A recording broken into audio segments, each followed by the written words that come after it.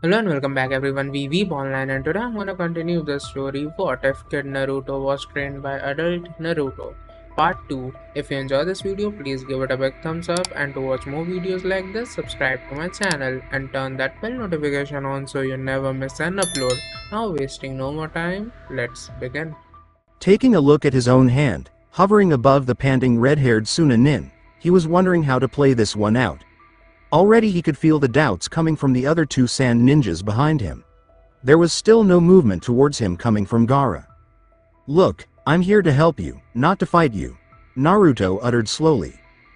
Gaara murderously looked up from his hurting position and was transforming his right arm at the same time. Naruto snarled and jumped backwards. "So it's going to be like that," he muttered and performed a few seals. Fuuten, Hitofuki Togi. From his mouth, Naruto released a wind-natured blast that seemed to focus in one point on Gaara's body, specifically, Gaara's right arm. When it hit him, his right arm was completely ripped off. "I can keep doing this and you can keep growing it back using your sand, but," Naruto started to get a bit agitated. "I don't have all day." With that statement and the killer intent that came with it, Temari and Kankuro both realized Naruto was definitely the stronger of the two and jumped in between the two Jinchuriki. "Stop this, Naruto!"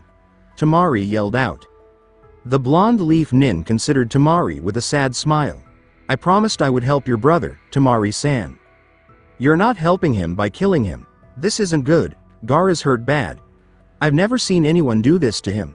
Kankuro shot a hard stare at the Konoha shinobi before him. Who the hell is this guy? Not even Baki stands a chance against him. "Where is his seal?" Naruto asked calmly, still staring at the other Biju container. "Oh, on his stomach," Temari hesitantly answered. "I need to perform a jutsu on his seal. For that, I need him to be calm." His gaze moved from Gaara to Temari and Kankuro. "Can you two get him to stay calm, in any other way that I'm doing?" "What kind of jutsu?" Kankuro asked, suspicious of this fellow. "I've done some research, but it seems that once a Biju is sealed, it's really complicated, but mostly dangerous, too. Tinker with the containment seal." The young Uzumaki started. "I've never heard of a containment seal as incomplete as the one on Gaara, making him unable to sleep, but I know of a solution, definitely." Kankuro was thinking. "You haven't answered the question." Naruto grinned at the puppeteer. "I plan on using the Gogyu Fuin. It completely separates the Biju's chakra from the Jinchuriki's chakra. It's actually easy, and I wonder, since you obviously have Fuinjutsu users in your village, why it hasn't been used on Gaara." Both Suna Nins kept quiet, for obvious reasons. With the Gogyu Fuin, Gaara can easily sleep, since the Naruto was thinking about which demon was in Gaara. Shukaku won't be able to do anything with the Gogyu Fuin on Gaara's seal. "You are sure?" Temari and Kankuro, surprised, turned around to see Gaara still panting.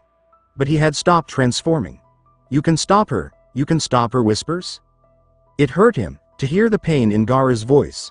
"I promise, Sabaku no Gaara. I can stop all of it." Aerial Perspective Chapter 7, Preliminary Rounds. Sasuke and Sakura were walking after a fellow leaf nin. A few hours ago, Naruto's shadow clone had dispelled itself to let the real Naruto know one Yakushi Kabuto was traveling with his team. They, in the meantime, were having some small talk. "So, after those sound shinobi had ended the fight, they just gave you a scroll and left?"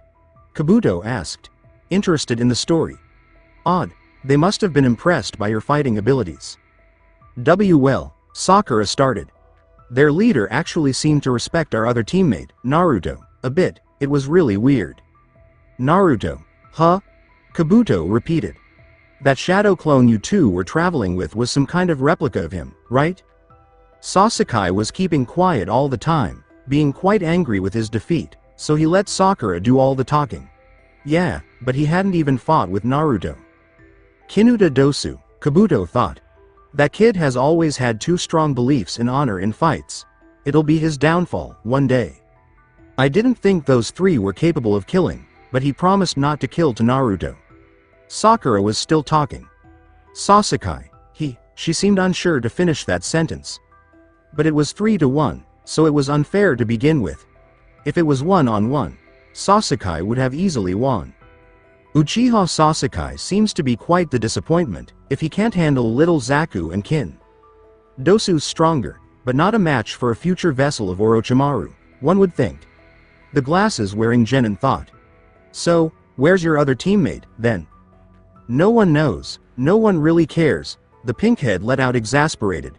He's got clones. She cut herself off, remembering what Naruto told her before they entered the Forest of Death. Don't tell anyone about my clones, not even other Konoha ninja. He's using that Cage Bunshin technique too much, if you ask me, she rectified. Hey, I think I do okay. Sakura, Sasuke and Kabuto both turned around to see Naruto descending towards them, obviously having launched himself from one of the tree branches nearby. Kabuto had his eyes narrowed behind his glasses. I didn't sense him, at all. He's good. Sasuke was frowning at the blonde and Sakura was glaring at him. As he landed, he only had eyes for the stranger, though. Who are you? Ah, Yakushi Kabuto. Nice to meet you, Uzumaki Naruto-kun. Kabuto smiled. Naruto, after staring at the guy for a second, shrugged half-heartedly. Yeah, nice to meet you, I guess. You traveling with us? He replied, shaking the older nin's hand. Are you waiting for a chance to steal one of our scrolls? Naruto. Sakura admonished. Sasuke still remained silent, although he was agreeing with his blonde teammate. They had both scrolls now, so no way were they going to lose them to some suspicious shinobi. The Uchiha already considered Kabuto to be too nice. Ah, two fair guesses, but the first is the correct one. The Yakushi calmly answered as he grabbed a few scrolls out of his pockets, obviously heaven and earth scrolls. Naruto still had his eyes narrowed. My Fu and Bunshin have been tracking this guy's team from the start and have seen how they have taken their scrolls, but he had disappeared for a while, actually managing to shake my Fu and Bunshin off as he traveled away from his own team. He sighed. Obviously he was heading for my own team, but for what purpose? He doesn't seem to have any ill intentions. Alright. Let's get moving, Naruto said. We're making bad time. I wanted to be the first to finish this test, damn it. Kabuto chuckled. There are veteran genin around, if you can call genin veteran. Your team is a rookie genin team. You can't expect to best the others. Sasuke stared at Kabuto's back. Aren't you a genin veteran, if such a title exists? Kabuto looked over his shoulder. I am, I suppose. But that's why I am accompanying your team to the end. We don't need your help. The Uchiha quickly replied. We've got both scrolls and we're all fresh. You've got other motives. Kabuto chuckled again. I assure you, I have not. I'm just trying to help out fellow Konoha ninja. The blonde in the front, Naruto, just sighed at the conversations behind him. His shadow clones were dealing with some random rain ninja in the distance, who were planning to ambush them with some weak genjutsu. It's best not to speak too much. This guy doesn't need to know anything about me. He took a short glance at Kabuto. There's something about him I just don't trust. They had parted ways with Kabuto as soon as they arrived at the tower and, after summoning Amino Uruka with the Heaven and Earth Scrolls, Team 7 went inside to see which other teams had passed the test. To their slight surprise, they saw many Konoha teams in the large area, but when they thought about it, the Chunin exam was held in Konoha, which meant there were probably more teams from Konoha participating in this exam. Shikamaru's team, Shino's team, Gaara's team, Lee's team, Dosu's team, Kabuto's team and their own. In total, 21 participants left. 12 of those were Leaf Nin. Naruto snorted softly as he realized he already knew how everyone here fought, thanks to his Fuin Bunshin. As the third Hokage started talking about how this Chunin exam supposedly was a way for the countries to show off strength to one another and how it serves to prevent wars. The blonde, instead of listening, was recapping. Shikamaru's team. He had always known Nara Shikamaru was a lazy individual. Naruto now knew, as he had observed how Shikamaru and his team had fetched a scroll, that lazy people often were smart people. Shikamaru was definitely the tactician of the team. Ino was a mind walker and acted as the leader of the team. Her techniques were quite dangerous, but slow. Akamichi Choji was the strongest in the team, but also the slowest. All he had to watch out for in this team was Shikamaru and his shadows. Shino's team, Aburame Shino, had always been the quiet one. Naruto had learned more about the boy than he ever did during the Ninja Academy years. He used bugs and not a few, a very difficult opponent. Inuzuka Kiba was the perfect tracker, especially when you throw in his dog, Akamaru. And then there was Hyuga Hinata, the insecure part of Team 8. But, as insecure as she was, her Byakugan made her, too, a difficult opponent. He hadn't seen much of Shino's team, since they retrieved a scroll close to the start of the exam. Gaara's team, Sabaku no Gaara, like him, a Jinchuriki, controls sand and lots of it. Sabaku no Tamari used a big fan to unleash wind techniques, and Sabaku no Konkaru used Kugetsu no Jutsu. Quite the talented team. Lee's team, Rock Lee, was fast, real fast, but not faster than him, as far as he knows. Naruto had only seen the boy use taijutsu. Hyuga Neji could very well be the strongest participant present. He has perfect control of his dujutsu, the Byakugan. One strike from that guy could very well mean the end of the battle, as Naruto had witnessed in the Forest of Death. Ten was a weapon summoner and a weapon specialist. Yeah, perfect combination. Dosu's team, he didn't know their last names. Dosu can use sound as a weapon, thanks to the amplifier on his metallic arm. He manipulates the sound and lets it attack his opponent, mainly attacking the eardrums, it seemed. Kinza Genjutsu user, also using sound to fool her opponents, by usage of little bells. Zaku can throw out wind blasts through the palms of his hands, without any use of hand seals. Kabuto's team, Yoroi can drain chakra by touching his opponents with his hands. Masumi can bend his body in any way he wants, very much like a snake. And Kabuto was definitely the medic nin of the team. As he had observed, he was also the leader of the team. Oi, quit dreaming, dead last. Kiba's voice snapped him out of his thoughts. I was talking to you. What is it, dog breath? Naruto muttered as he rubbed his head, feeling quite dizzy from not having paid any attention to what was going on. I said, why the hell were you following us the entire time? The blonde groaned and noticed everyone was walking towards the stairs in the corner of the giant room they had assembled in. I told you already, didn't I? He then pointed to the others. Where are they all going? Idiot, weren't you paying attention? We're all supposed to go up there and wait to see who has to fight who. Why? Kiba smacked his own forehead. You didn't listen to anything, huh? He mimicked Naruto's previous groan. Look, it seems there are too many guys left here, so they're going to cut it in half. One-on-one fights, and the one who wins stays in the Chunin exams. Scared, dead last. Hey, this is going to be easy. Kiba frowned at the blonde. You're delusional. You're probably the weakest around. Akamaru, who sat on Kiba's head, barked once. Nah, you're definitely wrong on this one, Akamaru. Naruto is Naruto, he'll always be the weak clown. Naruto simply grinned and followed the dog-like boy up to the waiting area. These people, they're all really strong. Sakura looked away from the flashing board as Naruto, next to her, spoke up. I wonder who I'll be fighting. I can't wait. Shouldn't you be nervous, Naruto? The pink-haired girl started. All of these genin aren't rookies like us. Well, they are. Naruto shrugged as he pointed at the other two rookie teams from Konoha.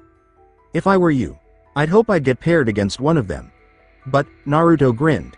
Since I'm not, I hope I'll get paired against the strongest one present. Sakura frowned. Had Naruto just insulted her?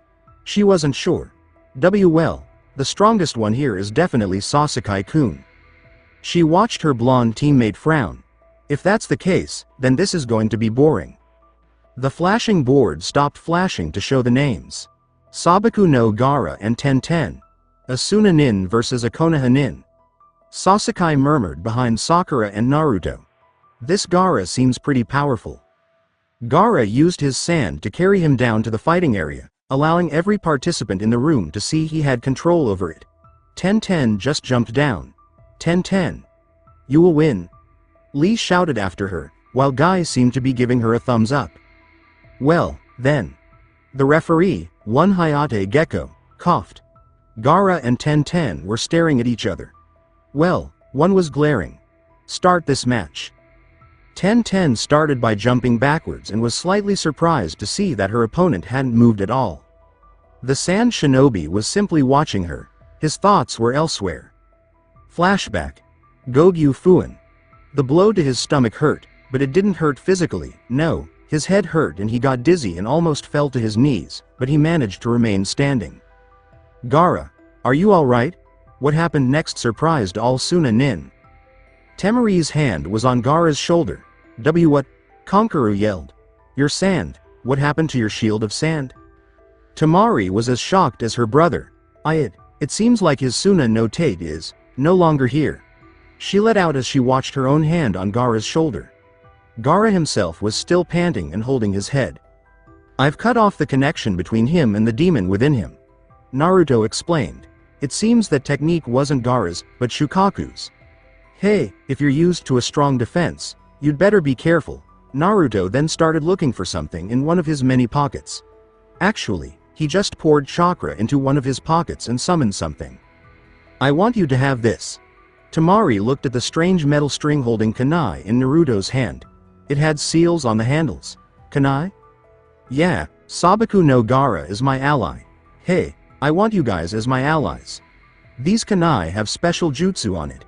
It summons me when you throw it. Judging from Temari's and Konkaru's looks, they didn't quite believe it. Even if that's true, Konkaru started. What if we summon you right into a trap? That's impossible. Naruto simply answered. Very impossible. The blonde then turned to Gaara. You'll be able to sleep now. Once we're out of this Chunin exams, I'll teach you the Gogyu Fuin, the way to seal the connection between the demon and yourself. And I'll teach you the Gogyu Kan, the way to once again open that connection, should you ever need it. Why are you doing this? The blonde turned to Konkaru, who seemed completely unsure about the entire situation.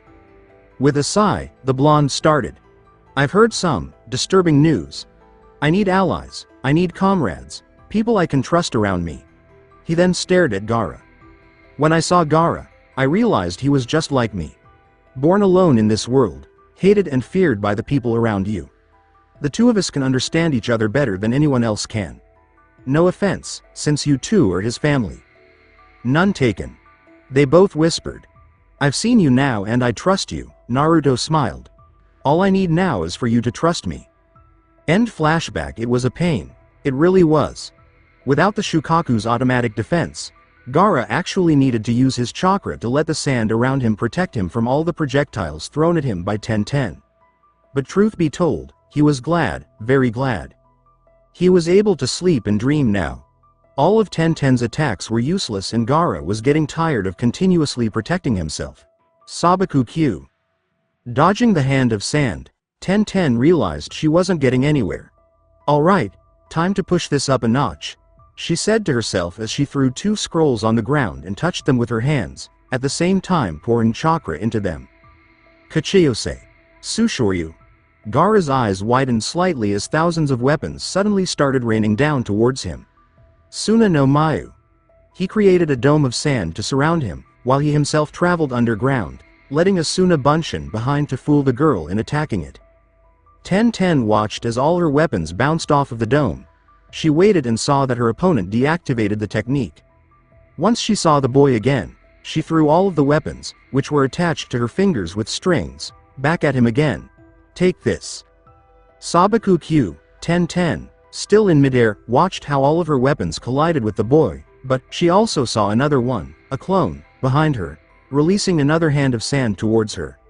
Shit, I was tricked. I was attacking the clone. 1010 got grabbed by the Gaara's sand hand and thrown into the ground. Not letting her go, Gaara simply walked towards her. Forfeit or die. Looking at the defiant glare 1010 threw at him, Gaara realized something. I don't want to kill her, at all. The voices in his head were gone. No one was telling him to kill. Fine, I forfeit. 1010 growled, after having found out she couldn't move at all. With a slight sigh, Gaara released her and turned away. Strange, this feels good. Winner, Sabaku no Gaara, the referee let out. 1010 wasn't as satisfied with the outcome of the match as she picked herself up. The names on the board that came next were Uzumaki Naruto, Akadu Yoroi. Naruto was slowly walking down the stairs to the fighting area, going through all the information his Fuin Bunshin had gathered about this opponent. As far as I know, He needs to touch his opponents with his hands to be able to drain their chakra. Since I have so much chakra, I can just use taijutsu to finish him off. I won't have to be afraid of him touching me. You're a rookie, right? Naruto heard his opponent shout at him. I'd give up if I were you. I've been genin for a few years now. Ah, but that says more about you than it does about me, now, doesn't it? Naruto remarked snidely. Hayate Gecko coughed once. Please begin the match, he managed to say. Wasting no time, Naruto rushed forward and caught Yoroi right in the face. As Yoroi was about to drop to the ground, Naruto used his left leg to kick Yoroi in the side. From the blow, Yoroi's body wanted to sail sideways, but again, Naruto continued with another kick, this time his right leg, and planted his right foot straight into Yoroi's face, slamming the older genin into the ground. After the short assault, consistent of 3 simple attacks, Naruto jumped backwards to see what his opponent would do now. Surely he can do something else than drain chakra, right? Meanwhile, the referee was astounded to see such speed and no pause in attacks from the blonde rookie. Yes, those were just testing attacks. This kid might not be so bad. Yoroi picked himself up, blood pouring out of his mouth as he glared at Naruto. You're gonna pay for that. Naruto nodded his head. Ah, yeah, as soon as you managed to stand up. Indeed, Yoroi was on one knee, holding himself up with both arms as he was struggling to stand. After a few seconds, he finally stood on both legs, only to see Naruto finish his hand seals. Fuuten, K's shuriken. Yoroi cursed, before he ducked under the wind shuriken, only to see Naruto's sandal approaching his face fast. The referee winced as Yoroi was kicked into the wall.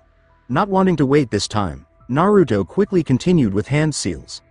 Since you're supposed to be stronger than me, I might as well not hold back. Catch, old man, Fuuten, Nikuatsu. Holding both his hands out, Hayate Gecko felt a strong gust of air pass him by. The bystanders all watched as a huge explosion came from Yoroi's position. Of course, no one knew what really happened, except for the higher-leveled shinobi and dujutsu users. Naruto grinned when, as the smoke cleared, he saw Yoroi completely unconscious on the ground and the wall completely crumbled. Winner, Uzumaki Naruto. Hayate Gecko announced. Amazing, releasing 2 powerful gusts of wind, rotating in different directions, and making them impact at the same time, in one point. It must have hurt. Kakashi thought as he had observed the attack with his Sharingan. Too bad I can't use Fuuten Ninjutsu. The same goes for Sasuke. He thought as he saw that Sasuke had also been watching with his Sharingan. Sasuke's getting more curious about Naruto's skills by the day. Naruto, I didn't know he was that strong, Sakura let out, confused. But, I guess I actually knew, since I'm not really surprised. Whoa, I guess he has improved, huh? Ino, amazed, let out. He kicked that guy's ass, go Naruto. I think that guy was actually pretty good, too. Shikamaru responded, ignoring Ino's yells next to him. Man, what a drag. It's weird to say this, but I definitely don't want to fight Naruto. I couldn't follow his movements since his first attack. The final member of the team added. He didn't know it, but he was actually eating his chips a bit faster than usual. On the other side of the waiting area, Kiba was flabbergasted. Holy shit, what the hell? It seems he has improved greatly these last few weeks. Could it be his sensei or his teammates that brought forth such improvement? Kiba's teammate, Shino, murmured. I can hardly imagine him growing so substantially on his own. Naruto-kun, the Hyuga heiress whispered, also amazed by the fight. Uchiha Sasuke, Tsurugi Masumi, those were the next names on the flashing board. Yo, Teme. Good luck, Naruto yelled, as he was jumping up the stairway back to the waiting area. Luck? Sasuke let the word echo in his head. Who do you think you're talking to? Please, begin the match. Unlike Naruto, Sasuke chose not to attack head-on, but waited for his opponent to make a move. You're an Uchiha, huh? Yeah, so what, you're gonna give up now? Sasuke smirked. Just because I have the Sharingan doesn't mean you don't stand a chance. He thoughtfully looked up for a second. Oh wait, it does. And then he suddenly jumped and performed a few hand seals. Kaden, Housenka no Jutsu. Tsurugi slithered around all the small fireballs Sasuke was spewing out at him. Oh, interesting. Sasuke thought as he stopped his attacks and landed on the ground several feet away from his opponent. Come at me, Uchiha, the glasses-wearing leaf nin shouted. You can bend your body any way you want, huh? The young Avenger chuckled. Which means you just want to choke me to death or something as soon as I come close. He then snorted. Fine, try it. Sasuke rushed forward and caught Tsurugi right in the jaw with a right hook. As he expected, Tsurugi's neck twisted back, but Sasuke easily jumped away from Tsurugi's now failed headbutt. Instead, Tsurugi's head came face to face with Sasuke's left foot. Again, Tsurugi's neck twisted back and Sasuke just reacted with a roundhouse kick, this time making Tsurugi's entire body twist around. Hey, you're too slow to counter me. Sasuke swept both of Tsurugi's legs from under him and followed up with an elbow in his stomach. Tsurugi's flailed through the air and Sasuke quickly performed a few hand seals. But nice try, Kaden, Ryuka no Jutsu. To his surprise, his stream of fire was dodged. Your attacks aren't that powerful, you know? Tsurugi chuckled as he approached Sasuke fast. But then, it's a little hard to hurt a body like mine. Is it? Tsurugi's eyes widened as Sasuke was now behind him, planting a kunai right into his shoulder, followed by another one into his knee. You can't move so smoothly now, can you? Sasuke said as he jumped over Tsurugi, who was screaming in pain. Before he landed, Sasuke threw another kunai straight through Tsurugi's left foot. Don't underestimate me. Tsurugi screamed and chuckled at the same time. These wounds, I can move them to a less annoying spot with this body of mine. Sasuke sighed tiredly. You're really stubborn. Sasuke folded his arms as he saw how Tsurugi moved his wounds around. Wounds are still wounds. I'll just make more. Tsurugi was panting slightly as he was ready to face Sasuke again. Shay. Useless. You can't do anything except move your body around like that. Sasuke sighed and unfolded his arms. Enough. I'm gonna finish this. The genin crouched slightly with a kunai in each hand and then launched himself towards Tsurugi. The crowd watched as Sasuke pivoted around Tsurugi continuously, dodging every attack at him while at the same time slashing Tsurugi whenever he could, which resulted in quite the bloody battle. The one-sided bloody battle, that is. Sasuke stopped his kunai attacked, jumped away and landed close to the referee. Well, referee, how about you call this to an end? That idiot's not going to be moving anytime soon. As if on cue, Tsurugi dropped to the ground. He was still conscious, but he was in massive pain. Or I can throw another kunai. Gekko rolled his eyes. Winner, Uchiha Sasuke. As expected of an Uchiha, I suppose. One Hyuga Neji thought as he was watching the scene below. Perhaps he might prove to be a powerful opponent. He has improved. Neji's teammate, Rock Lee thought. A genius, I'm sure I can beat that genius. Sasuke started walking away, only to momentarily pause and stare at the medics taking Tsurugi away. As he started walking again, he saw that the flashing board had stopped on the following names. Hyuga Neji. Rock Lee, interesting. That at least is something I want to watch. I must say, my eternal rival. Your students are quite talented. I expected much of the young Uchiha in your team, but the other one surprised me. I wonder how your final student will do. I'm still getting surprised. Kakashi murmured slowly, observing both Sasuke and Naruto. I know exactly how strong Sasuke and Sakura are, but I have no clue about Naruto, he thought. You were great, Sasuke-kun. The person addressed sighed as he tried his best to ignore Sakura's and Ino's annoying cheers and walked straight towards Naruto, who was leaning over the railing, looking at the coming fight. Down in the area, I've been waiting for this, Neji. You've been waiting for a moment that has already been repeated too many times, Lee. Neji shook his head. I'm not going to hold back. Me neither. Rock Lee suddenly sat down and removed the weights on his ankles. The referee hadn't even said to start the match. Well, whenever you're ready, he said as he stared at Lee.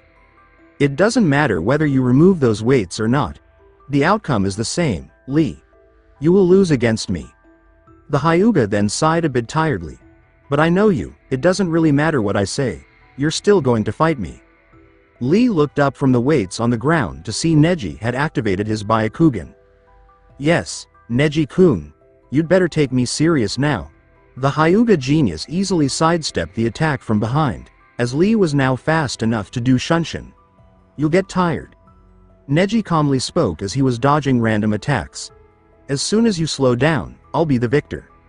Not this time, his teammate responded as he attacked from above.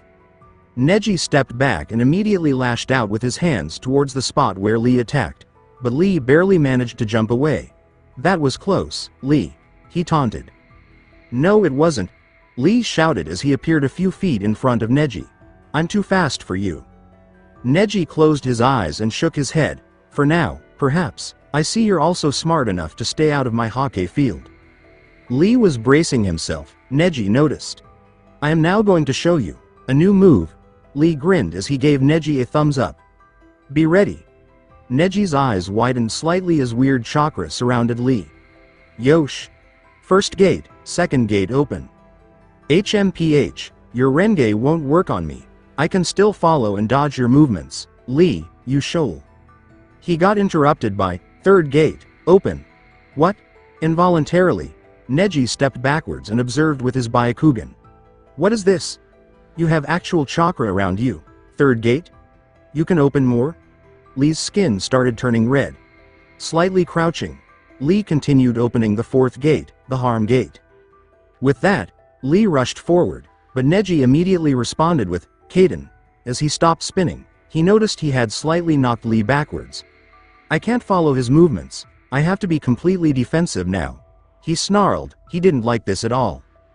Kaden. Neji had to respond instantly as Lee vanished from his view again. Again the clash ended in Lee getting blown backwards, without taking much damage. As Neji stopped his heavenly spin, he had to start it up immediately again as Lee chose to attack more aggressively now. You can't keep that forever, Neji-kun. And you can't keep staying this fast forever, he responded. This will just be a match of who gets tired faster, Neji shouted as Lee jumped back. Seeing that your technique takes much more of your stamina than mine does from mine, this all seems rather futile. I'll change that now, F4th gate. He gritted his teeth and something even seemed to be hurting him, but, he continued. 5th gate, release. This time, before he even could start his Kaden, he was kicked upwards. Neji screamed in pain as Lee's bandages started wrapping all around him. I'll show you my final technique. Lee roared as he was hovering above Neji. The Hyuga tried to move but couldn't because Neji was holding the bandage real tight. Shit. And then, it came. Neji was desperate, so with all his might, when Lee winced in pain for a second, he shot chakra out of his opening points and blasted the bandages around him away. His eyes widened as Lee was back on the move again, so. Kaden. Ura Renge. The blast in midair was huge. All on-watchers stayed quiet as both genin were launched to opposite sides of the arena. Experts knew that once a Hyuga was in his or her heavenly spin, he or she wouldn't get harmed easily. But with an attack this great, the extreme lotus, no one was too sure. And for Lee, who had 5 of 8 of the inner celestial gates opened, he was already in much pain, so that added to taking the Kaden directly, had to hurt like hell. Holy shit. Naruto shouted. That attack is dangerous. No kidding, Sasuke agreed as he stood next to the blonde. Lee-san. Sakura let out, being quite amazed. Both contestants are unconscious. Gecko announced as he had both of them checked. There is no winner for this match. And then the crowd fell silent as Lee slowly rose to his feet, panting heavily. I'm not done yet, I can still go on. Whoa. This kid is too much. Hayate thought as he saw that the kid was still conscious after that massive blow. Seeing as your opponent, Hyuga Neji was definitely out cold.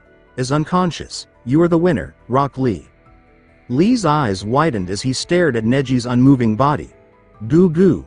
And Neji. Lee, you were amazing, Lee's instructor. Guy was smiling. Yosha. You were great, Lee. Guy-sensei. At that moment, Lee fell to the ground, unable to move any further because of the usage of the celestial gates. Guy was there to pick him up and bring him to Medic Shinobi. Naruto, Sasuke, Sakura and Kakashi watched the flashing board come to a halt on the names. Kinuta Dosu. Sabaku no Konkaru. The two contestants walked down the stairs, both feeling mighty confident. You did good. Kakashi let out, at Sasuke and Naruto, before he turned to Sakura. I'm sure you'll impress me too, Sakura. The Junin then grabbed a small orange book out of a small pocket of his Junin vest. So, anything peculiar happened in the Forest of Death? The elite Junin already knew Orochimaru was there during the second test. He had also heard from Enko that as she was chasing after Orochimaru and that she had come across Naruto, alone. Not really, nothing interesting. Both Naruto and Sasuke replied. Sakura snorted. You've gotta be kidding me. Oh, you have something to say, Sakura? Kakashi, amused, responded. Well, we fought that guy from the sound, that's now fighting the sand ninja down there, she said as she pointed to the fighting area. That guy, he's good. Meanwhile, to Gecko's left and right, I can hear your every move, puppeteer. Dosu, the sound nin with bandages and only one eye revealed, started. Don't think your petty tricks will work on me. Shay. Don't talk so big, bandage guy. Konkaru chuckled. Let's see what you can do. Dosu suddenly blasted his metallic arm into the ground and performed a hand seal with his other hand. Aten, Shinyu. What? Konkaru started trembling uncontrollably and then, sound of wood creaking could be heard through the small arena. Shit. On Konkaru's back, the bag he was carrying exploded to reveal another Konkaru. This was obviously the real Konkaru, and as he jumped back, the trembling Konkaru also jumped back, at the same time transforming into a puppet. Attached the chakra strings coming from the real Konkaru's fingertips. What did you do? The sand shinobi demanded. He didn't like not knowing anything. Ah, this arm, Dosu chuckled shortly as he touched his metallic arm with his hand. It grants me control over sound. I can attack anything with sound and, as sound is vibrations, I can break that puppet of yours easily. Try that again. Then, Konkaru yelled as he jumped up and moved his fingers. Dosu narrowed his eyes as Konkaru's puppet extended its arms.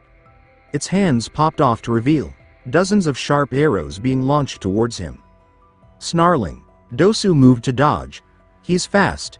The puppeteer observed as he landed on the ground. It won't be easy to corner him, but I'll manage. Moving his fingers again, this time, smoke bombs were thrown at Dosu's position. Smoke? Came Dosu's voice. I'm sure I told you already, I am a master of sound. I have no need to see. Konkaru gritted his teeth as Dosu was suddenly behind him. As quick as he could, he moved his puppet, Karasu, in between him and his opponent. He was in time, but he didn't like Dosu laughing. It's over, Suna Shinobi. Konkaru jumped back a few feet and prepared himself. What are you talking about, idiot? You haven't even high. And then he dropped to his knees, while at the same time, Karasu fell apart. Dosu was used to the sight, so he didn't react as all the other people observing the match did. They responded with surprise, as Konkaru started vomiting on the ground. My sound has reached your ears, Sabaku no Konkaru. It has also made your puppet useless. He slowly started walking towards Konkaru. He stopped, as he heard Konkaru moving. Thanks to his great hearing, Dosu managed to dodge a sudden attack from Konkaru's puppet, this time its head, deployed with a long sword. Interesting. Dosu mumbled as he jumped around the puppet's attacks, as all its limbs, also with blades attached, started attacking him. Even when completely fallen apart, you can still control the pieces. A great puppeteer indeed, but... Slaloming around all the puppet's limbs, Dosu got close to Konkaru and grabbed him by the neck. Aten, Shinyu. Behind the Auto Nin, the puppet, all of it, fell to the ground as Konkaru lost consciousness. You were a worthy opponent. Winner, Kinuta Dosu, Hayate Gecko announced. Above, on the waiting balcony. I can't believe he lost, Tamari let out, a bit shocked. He lost against another genin. His opponent was good. Gaara responded, making their instructor, Baki, who was standing behind them, turn his head towards the red-haired Jinchuriki. Gaara seems different. Sabaku no Tamari, Abumi Zaku. Good luck. Temari's eyes widened and she rapidly turned around to see if she had heard it right. Gaara wasn't looking at her, she found, as he was staring at the ground with a frown on his face. She turned around and prepared herself. Thank you, Gaara. With that, She jumped down to the fighting area and faced her opponent. Baki, meanwhile, was staring at Gaara with his mouth open. What? Did Gaara just say that? Down below, Tamari landed in front of her opponent. A chick, huh? Don't worry, girl, I'll go easy on ya. Zaku nodded once at the girl with a grin on his face. You're allowed to start the match. The referee coughed once, wincing at the glare on Tamari's face. Zankuha. Tamari jumped out of the way and observed the blast that hit the wall behind her. Wind blast? That's about right, yeah, I use so much sound, it's practically wind.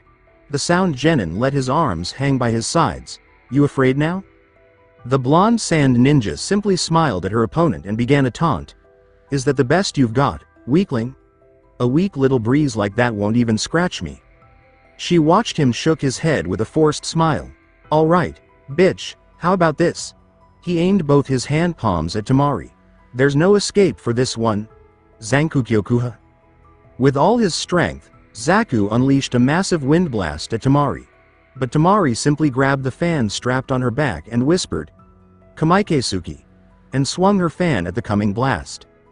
Zaku's eyes widened in alarm as his own wind blast was now coming straight back at him. Oh crap, and he was slammed into the wall behind him with great force. Tamari's counterattack knocked him out. TCH, that was easy. Using wind against me was a really stupid thing to do. Winner, Sabaku no Tamari. Aburame Shino, Akamichi Choji. Oi, you gonna be okay, Choji? Laughing nervously, the Akamichi gave his teammate one pat on the shoulder, his other hand still occupied with holding a bag of chips. I'm just glad I'm fighting someone I know, somewhat. Choji, Shino's strong. Shikamaru warned. Everyone's strong in this exam. Asuma, their Junin instructor, fell in between. But I'm sure Choji will do his best to win, right? Of course. There's a barbecue waiting for me after all of this, after all. He repeated Asuma's earlier promise. Choji jumped down to the fighting area and stood face to face with the young Aburame. Well, then, start the match. With the referee's words, Choji immediately jumped towards Shino and yelled, Baika no Jutsu, transformed in midair and followed up with, Nikuden Sensha. Shino watched as Choji's body, now grown in size, came barreling towards him. Smiling behind his high collar, he let Choji collide with his own person. The result was Choji smashing through Shino, revealing Shino to be hundreds of bugs. Deactivating the meat tank technique, Choji was now looking for the real Shino. The hundreds of bugs slowly reformed into Shino again. Taijutsu is what you mostly use, right, Choji-san? The bug user questioned. Then, I should inform you, physical attacks deal little to no damage to an Aburame, as our bodies are different from the usual norm. So you're the real Shino after all? As we speak, my bugs are already surrounding you. I should tell you, my bugs are special, they eat chakra. As soon as they are upon you, this match will be over. Choji grinned as he watched all the bugs on the ground. Well, if eating chakra is special, I guess I am, too. Performing a hand seal, clasping both hands together, he yelled, Soshaku no Jutsu. As he opened his mouth, all the bugs on the ground were drawn to Choji. Bugs are healthy. I'll eat all of them. I see.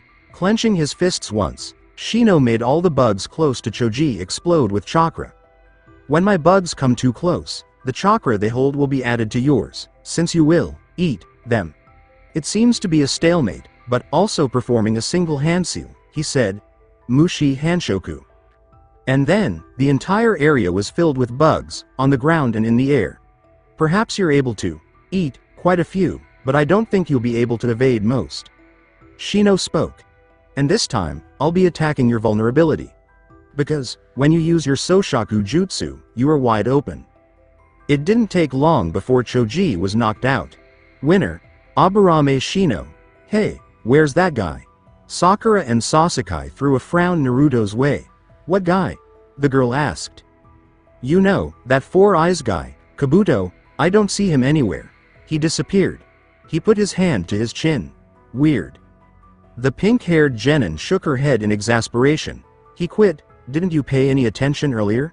He said he was too tired to go on. The blonde frowned at that. Too tired? He didn't look tired at all. Is he a coward? Sakura, you better get down there. Sakura, Sasuke and Naruto all turned to their sensei. Look.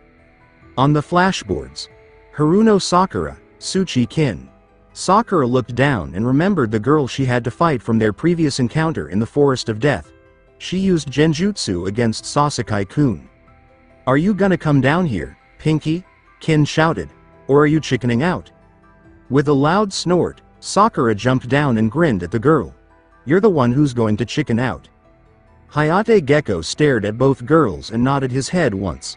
Alright then, both contestants, begin. Instantly, Sakura felt a few things fly past her head and she immediately started preparing herself. Behind her, Kin had thrown several bells, attached to strings coming from Kin's hands. Unlike you, teammate, you do not have that Sharingan eye. You've already fallen for my genjutsu. Sakura chose to run forward, but as soon as she did, Kin started to multiply significantly. There were about 30 of her standing in front of her. Now, which one is the real me? As soon as you show an opening I will put you down, Kin cackled. And then, all of a sudden, Sakura rushed forward and hit Kin straight in the face. She followed up with another hit in Kin's stomach and ended it with a kunai to Kin's throat. Hey, what opening? Sakura retorted smugly. How? You were in my genjutsu. I have excellent chakra control. I know exactly how to disrupt my own chakra flow. Your genjutsu was just too weak. Sakura's grin grew a bit. Now, forfeit. Never. As soon as Kin started struggling, Sakura delivered a blow with the blunt end of the kunai to the back of Kin's head, knocking her out. A cough interrupted the sudden silence. Winner, Haruno Sakura. Inuzuka Kiba. Yamanaka Ino. Alright, Akamaru. Looks like we lucked out. We're fighting a former classmate. We already know all about her, huh? Kurenai, Kiba's Junin sensei, narrowed her eyes at the smug grin on the face of Kiba's opponent. Never underestimate your opponent, Kiba. You've gotta be kidding me, sensei, Kiba hollered over his shoulder as he jumped down to face Ino, who was already down there. Ready to lose, Ino. You should know you stand no chance against me. I ranked close to your precious Sasuke-kun, after all. You? Close to Sasuke-kun? The blonde female burst out laughing, loudly, much to Kiba's chagrin. Not even close.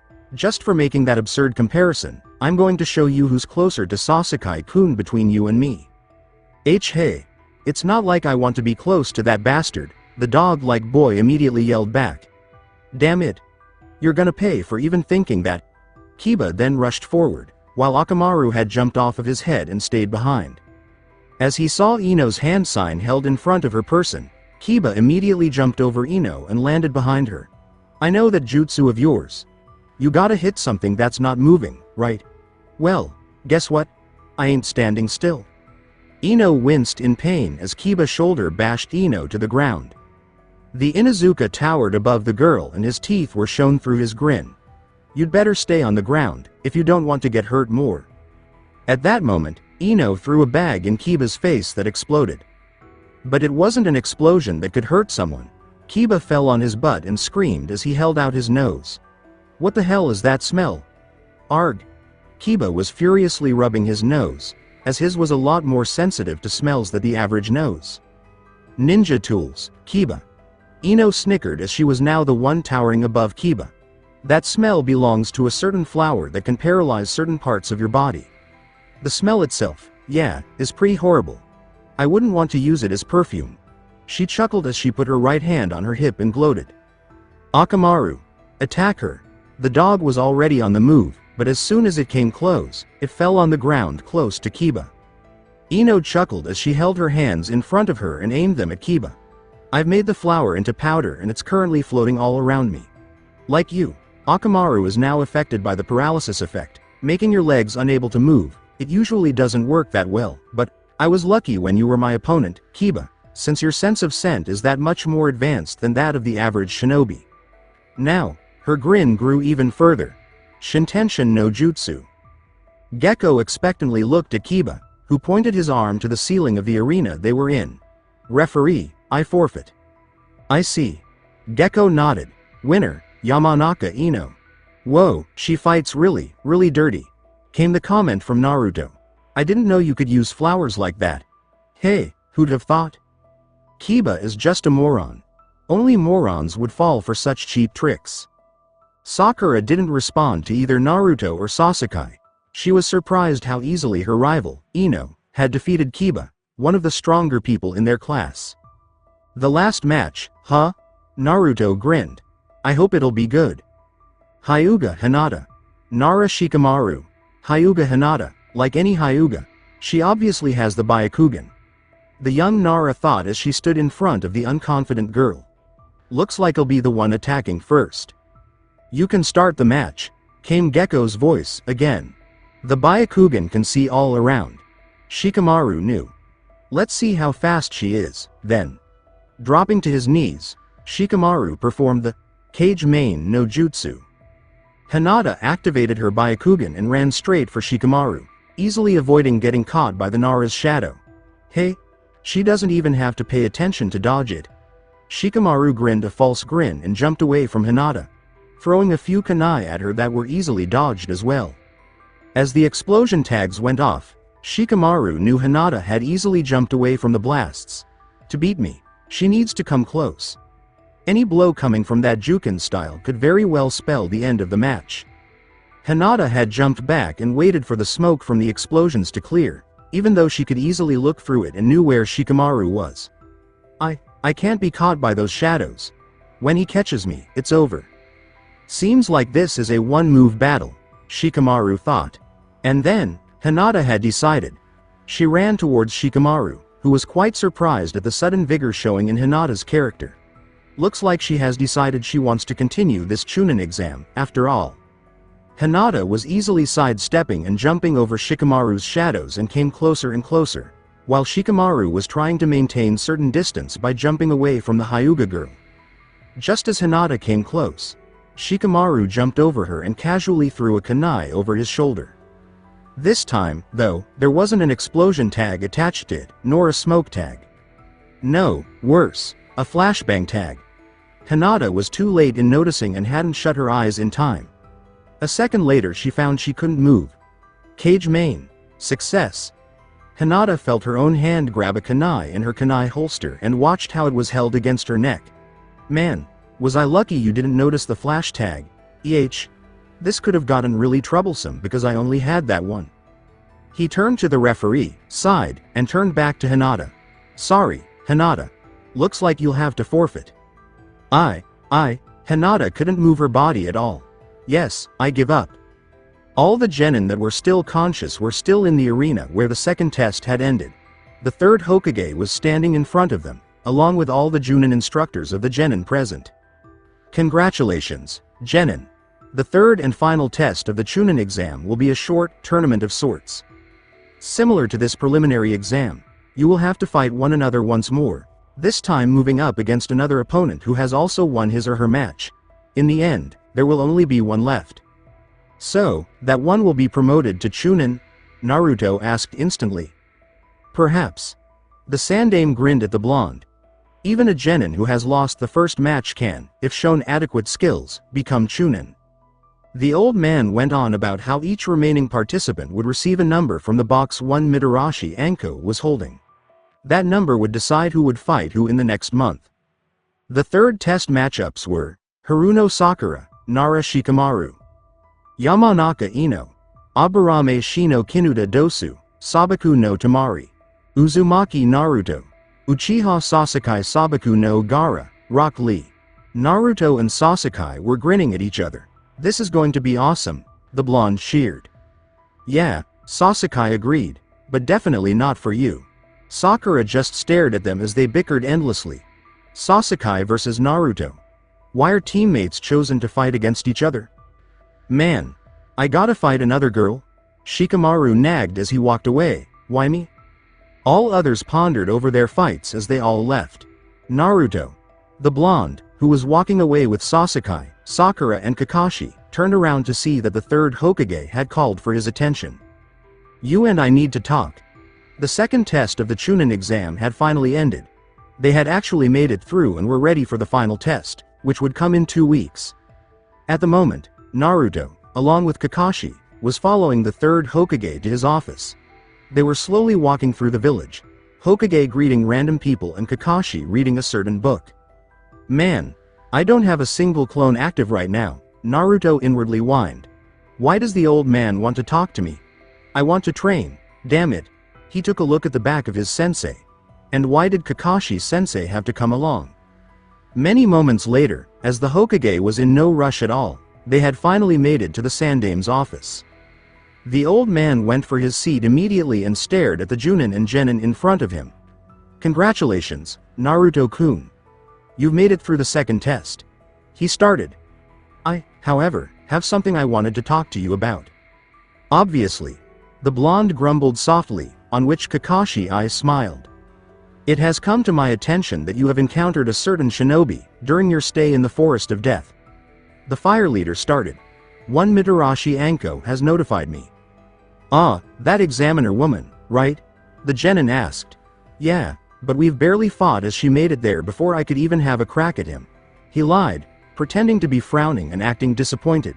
That guy seemed pretty strong, too. Guy? What did he look like?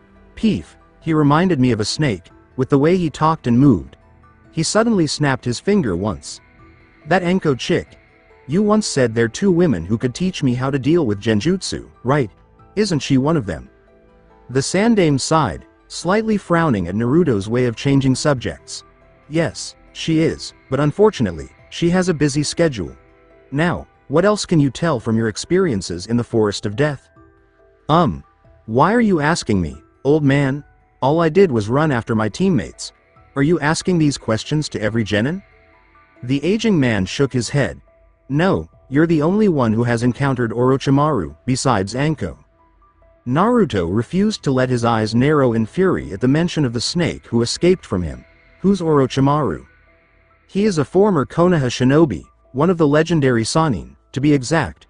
Quite powerful. He is also a former student of mine.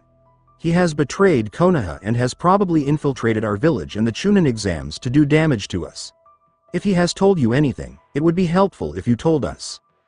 Naruto tilted his head to the side and pretended to think back a few days.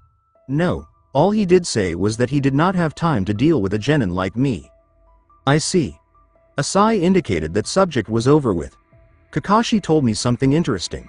You can create a clone that only the Sharingan can see? Naruto pursed his lips together and shot his sensei a dirty look. You snitch.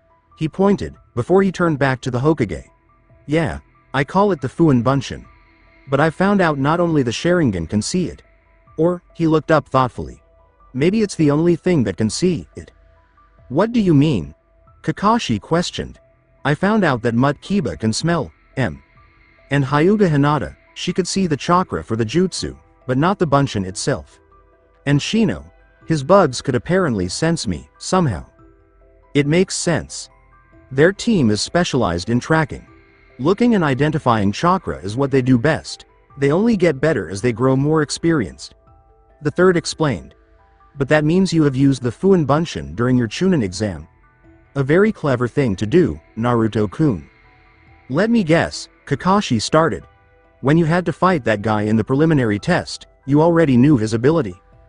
Hey, you can see right through me, he said as he scratched the back of his head. Well, that is all. You are dismissed, Naruto-kun. The third nodded his head once and Naruto instantly jumped for the window. Alright, thanks for the chat, old guys, see ya, and he jumped down below. Old guys? Kakashi repeated in his head. Who would have thought? The copy nin was still looking at the window Naruto jumped through when he heard the third chuckle. He's using your famous jutsu, Jiraiya. Hey, exactly. He's getting really good now. Jiraiya materialized out of thin air, next to the third. Kakashi hadn't even sensed him. I think he'll get the more advanced one, eventually, too. Too bad the Sharingan will always be able to see it. But Naruto calls it the Fuin Bunshin. What was it you called it again? The third couldn't help but grin at his student. Shay. I proudly call it the Tauten no Jutsu. The Toad Hermit folded his arms proudly. Ah yes, the peeking technique, aerial perspective. Chapter 8. Rival settlement. As soon as Naruto landed on the ground, in front of the entrance of the Hokage Tower, he found himself face to face with the team of the sand. Uzumaki Naruto, the Jinchuriki of Suna, started as he walked towards the blonde, with eyes narrowed. I've come. He seemed hesitant. We need to talk, in private. There are things you don't know. Temari and Kankuro were both looking unsure but knew what their little brother wanted to tell the blonde. As his siblings, the two loved Gaara, and thus they were quite thankful to Naruto. If Gaara wanted to say something, anything, to Naruto, they would support him. No matter what the cost. In private, Naruto could tell from Gaara's expression that they were being watched. Someone from Suna is watching them. Or someone from Konoha?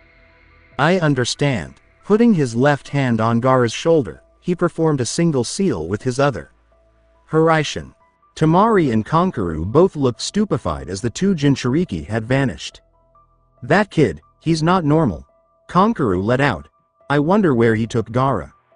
Kankuro, I trust him. Her brother's stupefied look grew in its intensity. I don't know how or why, but I trust Uzumaki Naruto completely. The puppeteer sighed as he looked at his sister. I don't blame you. Where are we? We are in the Wave country. The Wave? Where? Gaara seemed a bit ill, due to the sudden movement from the Hiraishin. He stumbled on his feet and managed to take 2 steps forward. I am a lot weaker, without the Shukaku. I will need to train my body. The Wave country lies close to the edge of Fire country. Realizing they were many miles away from their previous location, he looked dumbfounded at Naruto. You can move around this fast? It needs certain requirements for it to work, but, yeah. The blonde gave the red a thumbs up. But we can talk here. No one's here. The two were in the forest Naruto had trained during his first great mission, where he had to fight against Haku and Zabuza. The Kage's son took a wary look around him, before he nodded his head and turned to Naruto. Uzumaki Naruto, our Kage, my father, he started, but he was having trouble in speaking about it, it seemed. He will attack your leader, during the final test of the Chunin exam. He leaned against a tree behind him. Alongside Otto, the Sound Village, our village will try and destroy Konoha. Naruto didn't respond, he was petrified by Gaara. I am telling you this, because, I am in your debt. I do not want to destroy Konoha anymore. You have taken away a great pain, a pain that never seemed to end. He paused shortly. You should know, that as a Jinchuriki, we have control over great powers. I can release the Shukaku completely. This has changed since you've used the Gogyu Fuin on me. I cannot release the Shukaku now. Even if I could, I wouldn't. Only my siblings know this. The plan to take over Konoha lies mainly on my shoulders. Without their trump card, the Shukaku, Konoha will survive this. Naruto chose to sit on the ground. You said you wanted me to be your ally. If our villages are enemies, it would be hard for us to be allies. I wish to fight on your side. I care not for my father. And your brother and sister? They will support me, as they have said? The blonde slowly nodded his head. Can't you talk to your father? That is an impossibility. I have never talked to my father before. Naruto watched Gaara glare at the ground. Since I can remember, my father, the Kage, has ordered assassinations on me. Since I have the Shukaku sealed inside me, I was to be Suna's weapon. But being Shukaku's Jinchuriki meant certain changes. I was unstable. I became uncontrollable to my father, so he saw it fit to see me dead. Your father, yes. I have no love for my father as he does not hold any for me.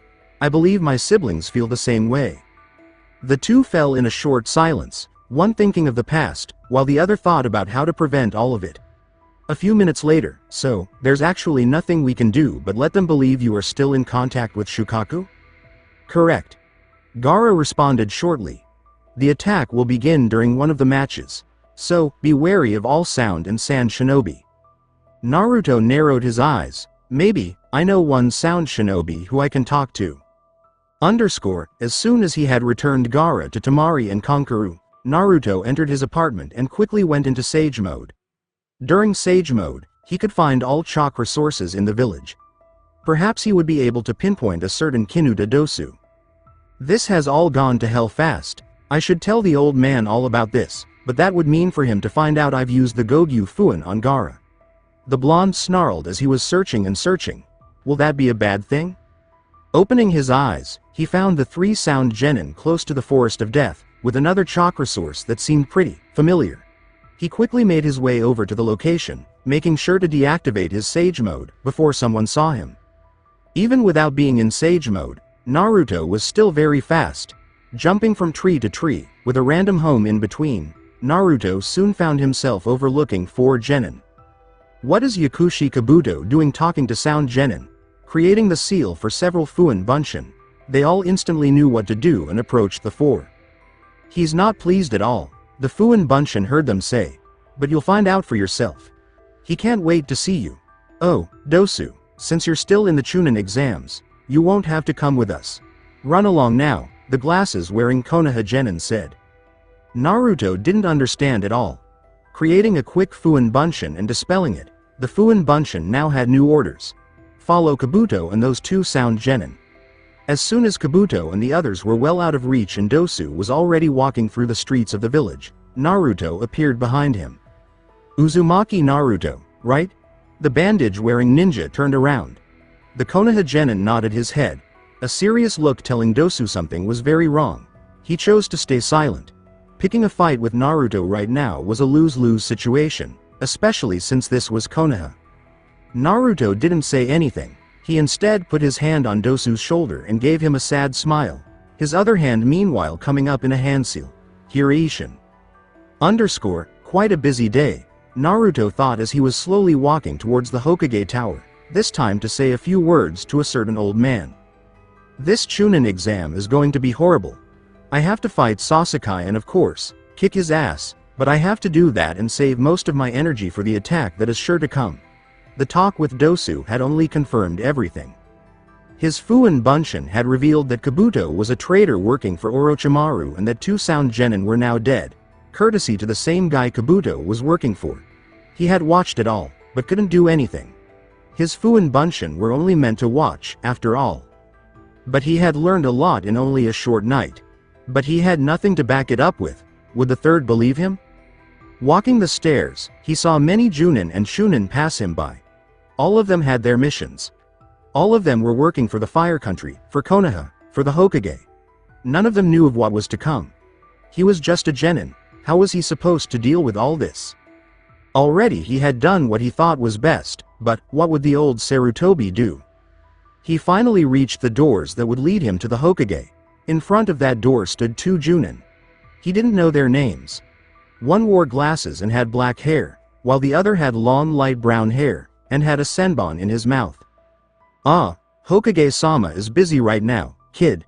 Genma, the one with the needle in his mouth said. You should know you can't just walk in at a time like this. Besides, shouldn't you be sleeping?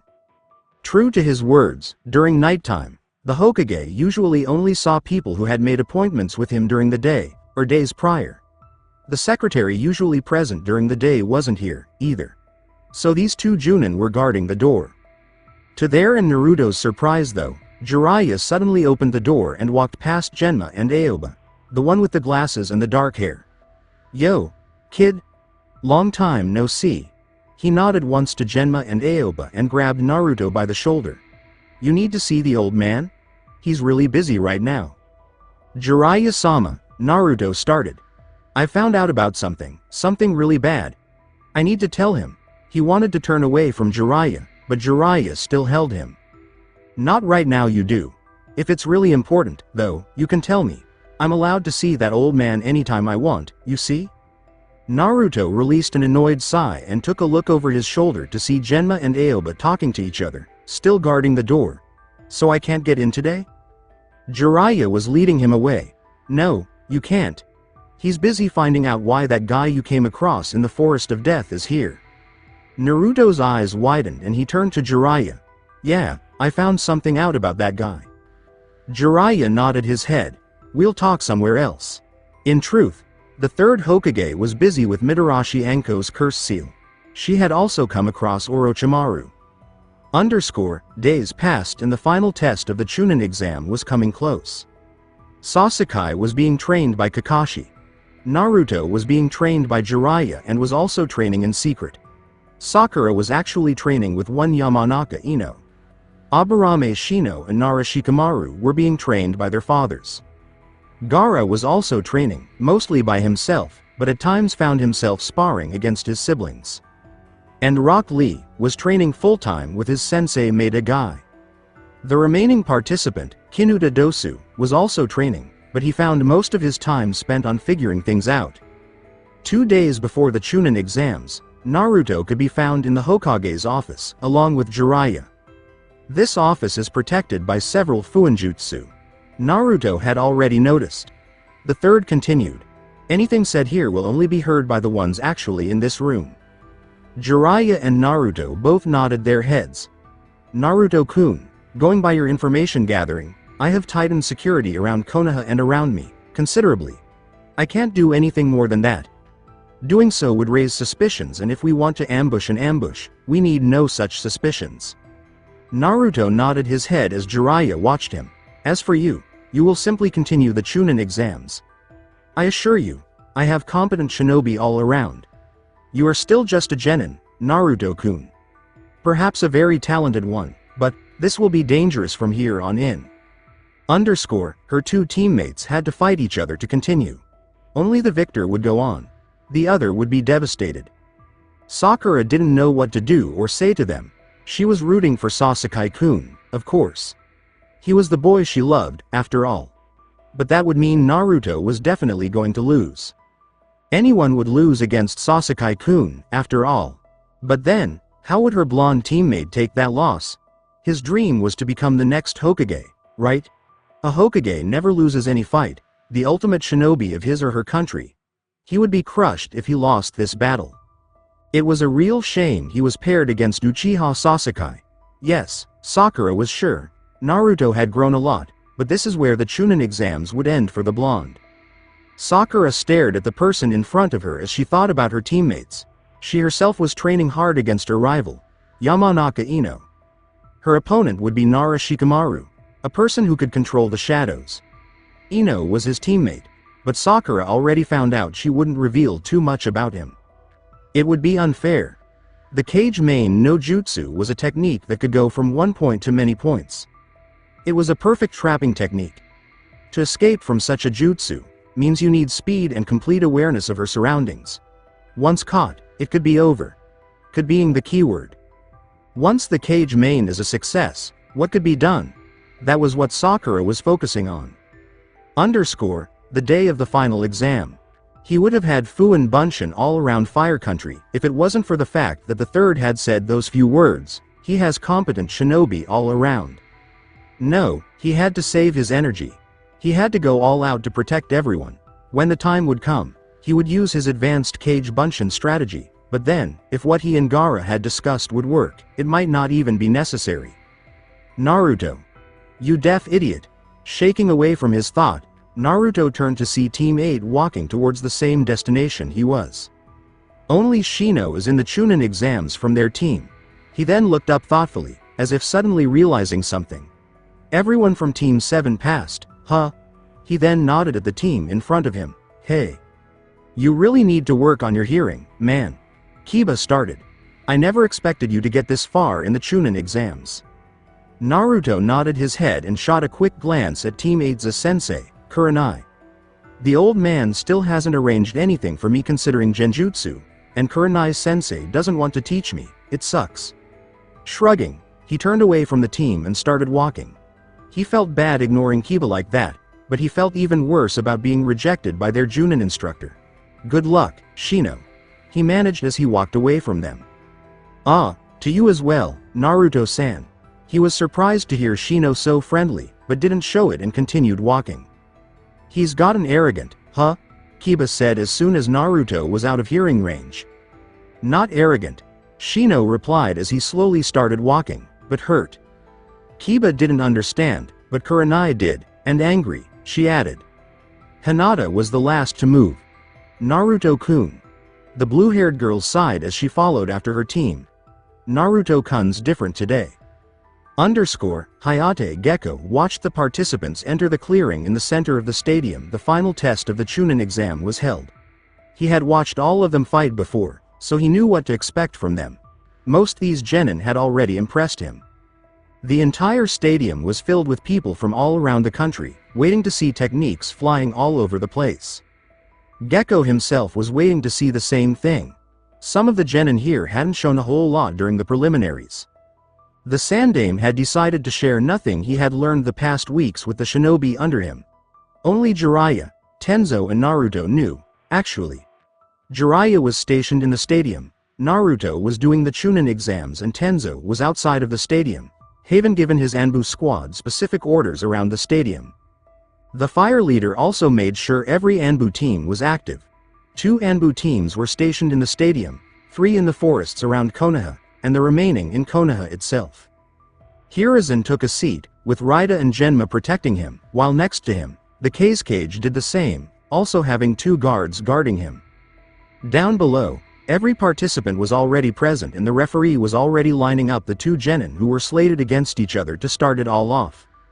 Haruno Sakura against Nara Shikamaru. Sakura-chan. You can beat that lazy bastard, her blonde teammate yelled out to her as he and the other participants walked away from the battlefield.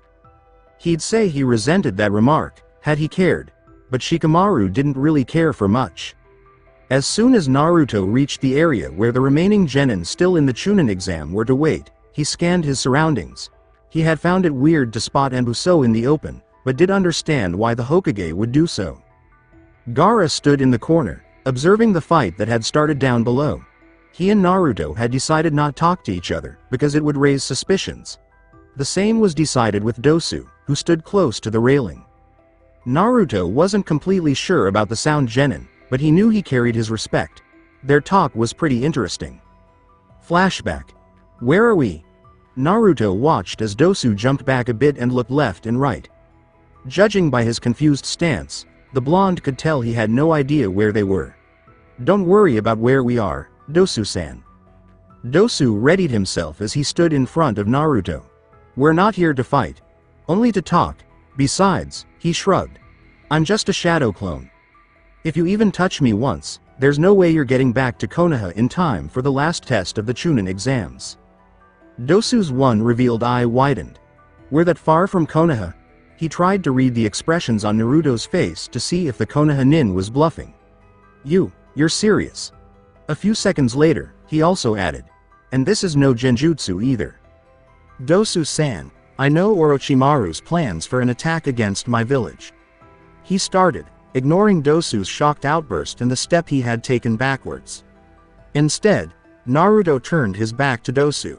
I feel like I can trust you, Dosu. I have witnessed how Yakushi Kabuto, if that is his real name, has killed your 2 teammates. Kin and Zaku, I think their names were. What? They're dead. Dosu clenched his fists to calm himself down. Orochimaru-sama kills everyone who has failed him. They probably failed him in something. Ah, so now you have confirmed you do work Orochimaru, and you also know Kabuto. Otto, huh? Hey. Dosu chuckled shortly, very unsurely. You're quite a shinobi. So what now? You're going to leave me here? Not really. Naruto responded, also a bit unsure. You're a shinobi who is expendable to Otto, or to Orochimaru. I'm not going to do anything. But, he turned and stared Dosu straight in the eye. I think I can trust you. When this all happens, I'm going to do anything to prevent any of my comrades getting hurt. If you stand in my way and fight with Otto and Suna, I will kill you. Dosu let out a short gasp of surprise. You even know Otto's with Suna? You know I can tell this to all to Orochimaru? Ah. Naruto confirmed with a single nod, but I trust you. I am not going to turn traitor so easily, Uzumaki Naruto. Traitor. But you have no comrades. With no comrades, how can you be a traitor, Dosu-san? Naruto's gentle gaze turned into a glare. If you try to hurt the people I care about, I will not hold back anything. You are a shinobi who can measure a person's strength, right? A short silence fell between them. A Kage Bunshin like me is already strong enough to deal, easily, with you. Naruto sighed and shook his head. The thing is, I don't want to kill you. I don't want to kill anyone. He said as he laughed humorlessly. Think about it, Dosu-san. You might not be able to stop this, but you can surely do something else about it, here. Dosu stared at the scroll Naruto was handing out to him. What is that? This scroll contains instructions on a technique, a tracking jutsu. It also holds my chakra. Should you feel the need, performing the jutsu will lead you to my location. It can only work if you pour chakra in this scroll while doing the technique. Naruto stared at Dosu with an unreadable expression. Thanks to that, I will also know when he's pouring chakra into it, also leading me to his location. He's still Otto, part of a country that wants to destroy Leaf. While I trust Dosu, I don't trust him completely. With a final sigh, Naruto put his hand on Dosu's shoulder. We're going back. End flashback. So, you scared? With a frown on his face at the sudden comment from behind, Naruto turned to see that Kakashi and Sasuke had appeared out of nowhere. Whoa, I completely forgot you were still in the Chunin exams, Naruto responded. I hadn't even noticed he wasn't here before. Their Junin instructor shook his head at their bantering, before he used Shunshin to appear close to an Enbu member overlooking the location of the Hokage and the K's cage. Whatever, dead last. Sasuke mumbled as he stepped next to Naruto and watched the match below. After a short snort, he said, she got caught by his shadow.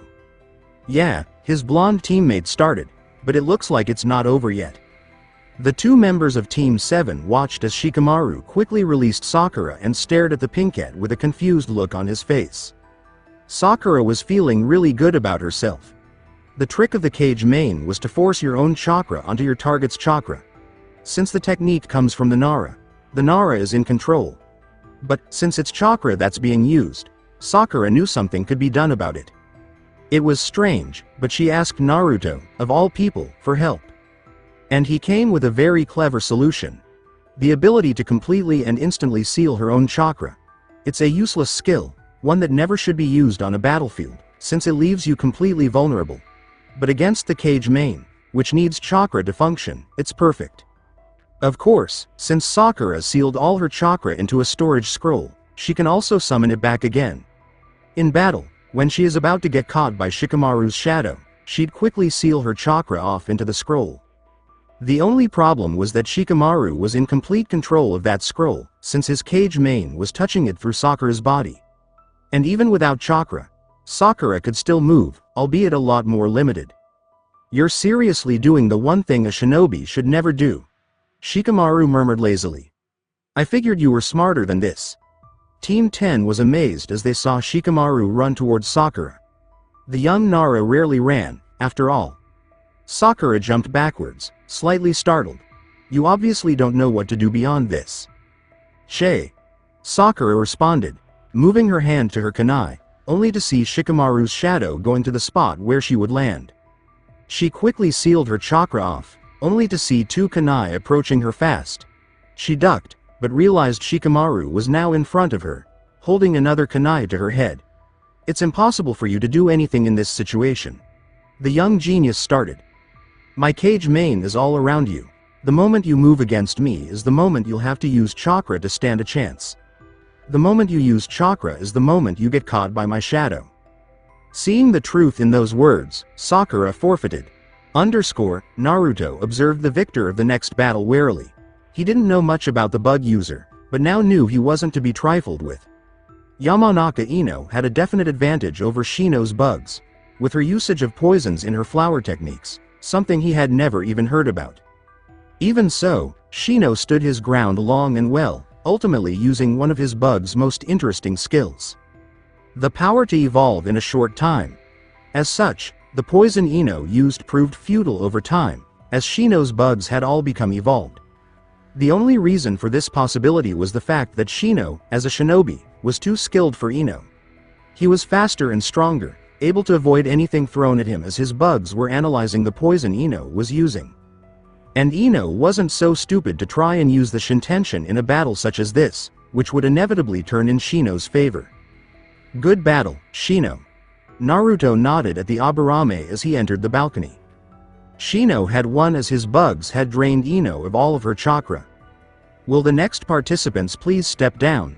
Gecko announced in between unavoidable coughs. I forfeit. Dosu's cold voice, while soft, was carried all through everyone's hearing. The sound Nin and Naruto shared a short, powerful glance, and Naruto still wasn't too sure on what the bandaged ninja would be doing. His opponent, one Sabaku no Tamari, shot the sound shinobi a confused gaze, not remembering his forfeiting was part of any plan. Releasing a somewhat agitated sigh, he steeled himself for the next match. He rolled a bored glance Sasuke's way and grinned. "Let's get this over with, Sasuke." HN. A second later, the two were staring at one another, with Hayate Gecko standing in between them, ready to call for the start of the match. Well, start the match.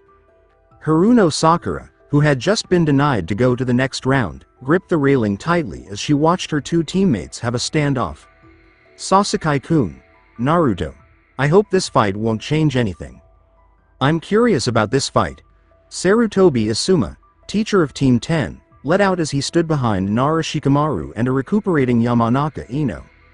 The remaining member of Team 10, Akamichi Choji, was seated in the crowd, as he was no longer a participant.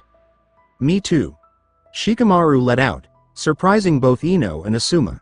As far as they knew, Shikamaru was never anything close to curious about anything. Ino just let out a snort, though. It's obvious Sasuke-kun is going to kick the dead last's ass. Perhaps. Shikamaru shrugged. "But I have this weird feeling," the dark-haired genin thought. Uzumaki Naruto, Tamari thought as she stared down on the fighting field. "I hope everything is going to be alright." The third Hokage looked down on the two fighters, while smoking his always-present pipe. "This might be a very interesting match, Kazekage Dono." The leader of the Sand Village shot the aging fire leader a short glance, before turning his attention back to the coming fight. "Yes, I agree. He is the last of the Uchiha clan, is he not?" Uchiha Sasuke. The young Kage folded his arms. And his opponent, Uzumaki Naruto, in disguise, Orochimaru sent a vicious glare to the blonde. "That Jinchuriki will get what he deserves." The snake shinobi would not forget how the blonde had stood in his way in the forest of death. Well, Sasuke, Naruto started with a grin on his face, his stance indicating he was ready to go at any time. "How about we get this thing started?" "Hey, you sure you want to start this quickly?" the Uchiha taunted. "As soon as I start moving the match will be over, after all. Your moment of fame is the short moment you can stand in front of me during this fight." The Kyuubi vessel shook his head at him. "Bring it, Sasuke." Gecko Hayate's eyes widened as Sasuke launched himself towards the blonde in awesome speed. "That's..." Naruto was easily keeping up, though, and sidestepped the duo roundhouse kicks and ducked under the elbow meant for his nose. Somersaulting from his seated position, he tried kicking Sasuke, but the Avenger slapped the attacking foot away and jumped backwards. As Naruto landed on his feet, Sasuke had already finished his hand seals and released Kaden, Housenka no Jutsu. Naruto grinned and simply ran through Sasuke's attack, straight for the Uchiha. What? While still performing the jutsu, Sasuke was unable to dodge the blow Naruto gave him to the head, sending him several feet to the left. The dark-haired boy was quick to recover and sent Naruto a hard stare. Why didn't my Housenka hurt him? He walked through it like it was nothing. He clenched his fists. And he can keep up with my speed, since when is the Dobi so fast? I'm not holding back anymore, Naruto. Sasuke closed his eyes. Time to end this. The blonde nodded his head. As you wish, Sasuke. The moment Sasuke activated his Sharingan, was the moment he saw about 20 of Naruto's Fuin Bunshin spread around him. These clones of his can't attack me, they can only watch. What's their purpose? Naruto narrowed his eyes as Sasuke started performing a few hand seals, and then he saw lightning chakra around Sasuke's right hand. Acting instantly, Naruto grinned, and poured chakra into one of the Fuin seals on his shinobi outfit. The one that functions for Kenpo, Rengokan, Kyurei no Jutsu. Sasuke paid no heed to the chakra around Naruto and rushed forward in even greater speed than before. And when Naruto didn't move, he didn't pause in his movements and slammed the Chidori in Naruto's gut. Up in the stands, Kakashi's eyes were widened. Sasuke, the Chidori is not meant for comrades, though he already knew Naruto would be fine. He felt definite disappointment that Sasuke would use the assassination technique against Naruto. We're going to have a talk after this, Sasuke. Whoa, Naruto chuckled as Sasuke's fist was in his gut. You punch like a girl. Sasuke's dumbfounded look was rewarded with another blow to his head. As the Uchiha fell to the ground, Naruto quickly grabbed one of Sasuke's legs and threw him skyward, immediately performing hand seals after. Fujin no Mei. The crowd winced as several wind sickles hit Sasuke's flailing body in midair, until Sasuke's body changed into a small chunk of wood. Kawarimi. Naruto calmly murmured. Damn, Sasuke's really good. How? Sasuke screamed as he had appeared several meters in front of Naruto. How did you stop the Chidori? Oh, you're still wondering about that? Naruto grinned as he held up a hand. It's a secret. And the best secret is the one never told. Gritting his teeth, Sasuke slightly bent his knees. I'll be taking you down now, dead last. Oh, I was just about to go all out now. Let's see. Naruto's gaze hardened considerably. Let's see you try using that Kawarimi trick again. Sasuke was shocked, because those words came from behind him. There was no way for him to avoid the blow to his neck. He was in midair again, but this time, Naruto was following him and continued his assault with a knee attack to Sasuke's side. Tumbling in the air, Sasuke couldn't do anything as Naruto had launched himself upwards and was now hovering above the approaching Sasuke, waiting to slam the Uchiha back to the ground. With all his might, Sasuke managed to regain control over his body and quickly finished a few hand seals. Kaden. Gukakyu no Jutsu. Naruto sighed and let himself drop to the ground, allowing Sasuke's fireball technique to soar above him, seeing there was too little time to activate the Kyuka seal. Not bad, Sasuke. The blonde genin uttered as Sasuke landed in front of him. The slightly battered Uchiha glared hard at the completely unharmed Naruto.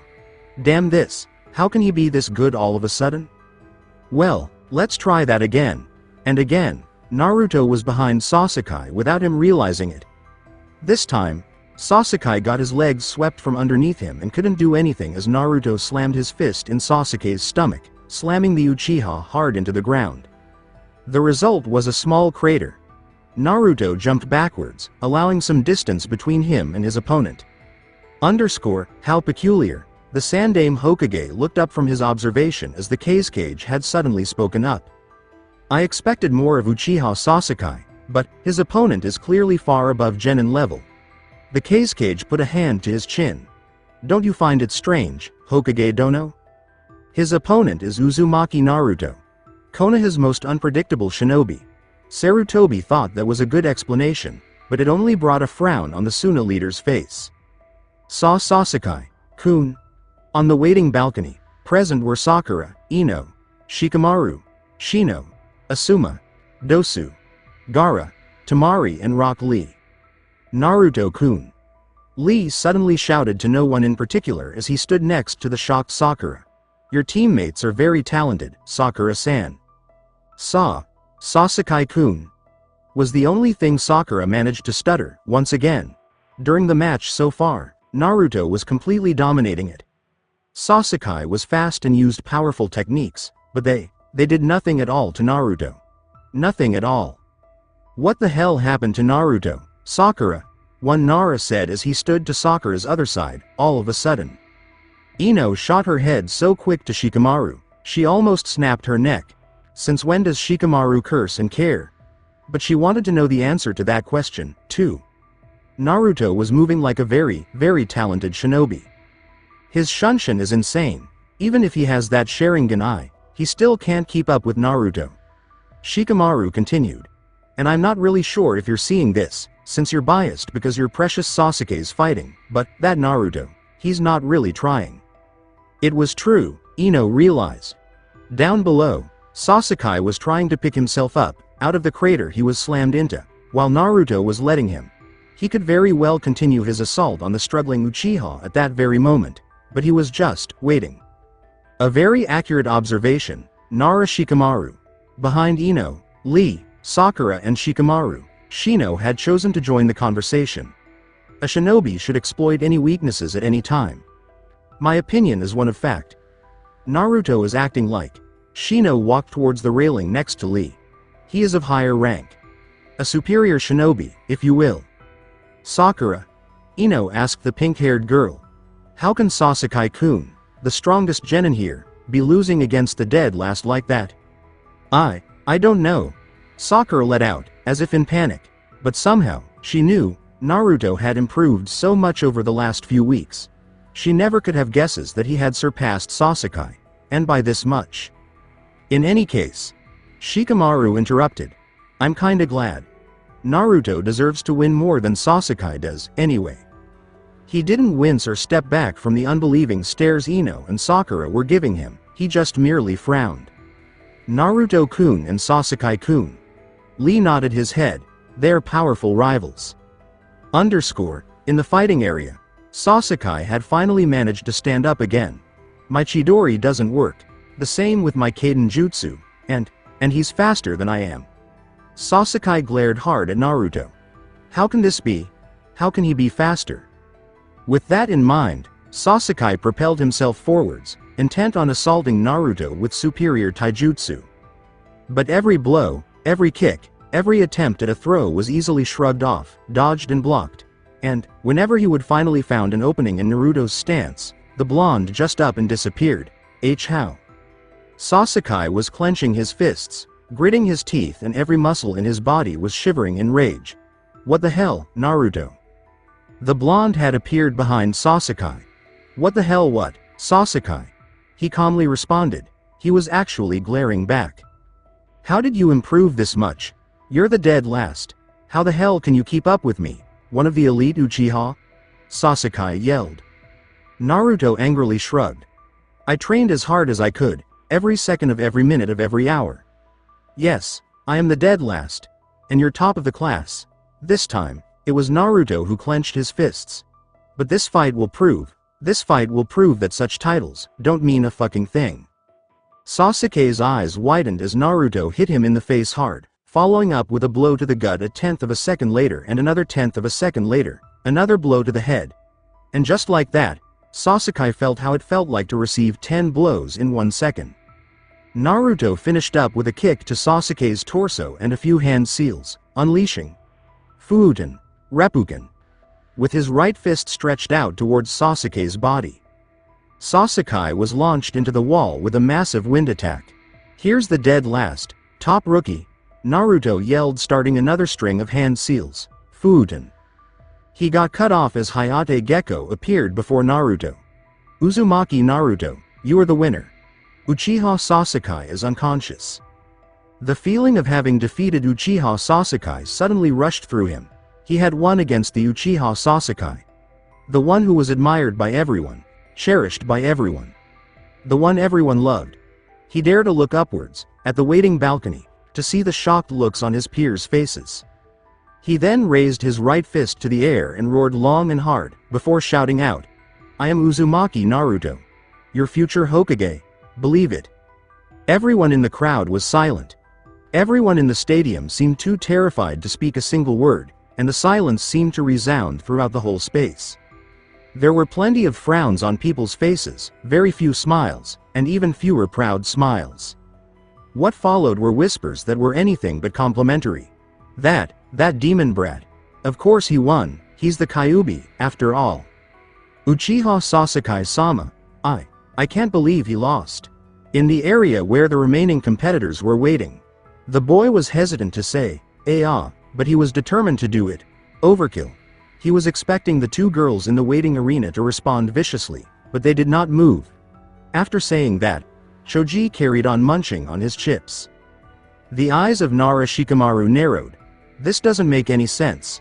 I like it, but it doesn't make any sense.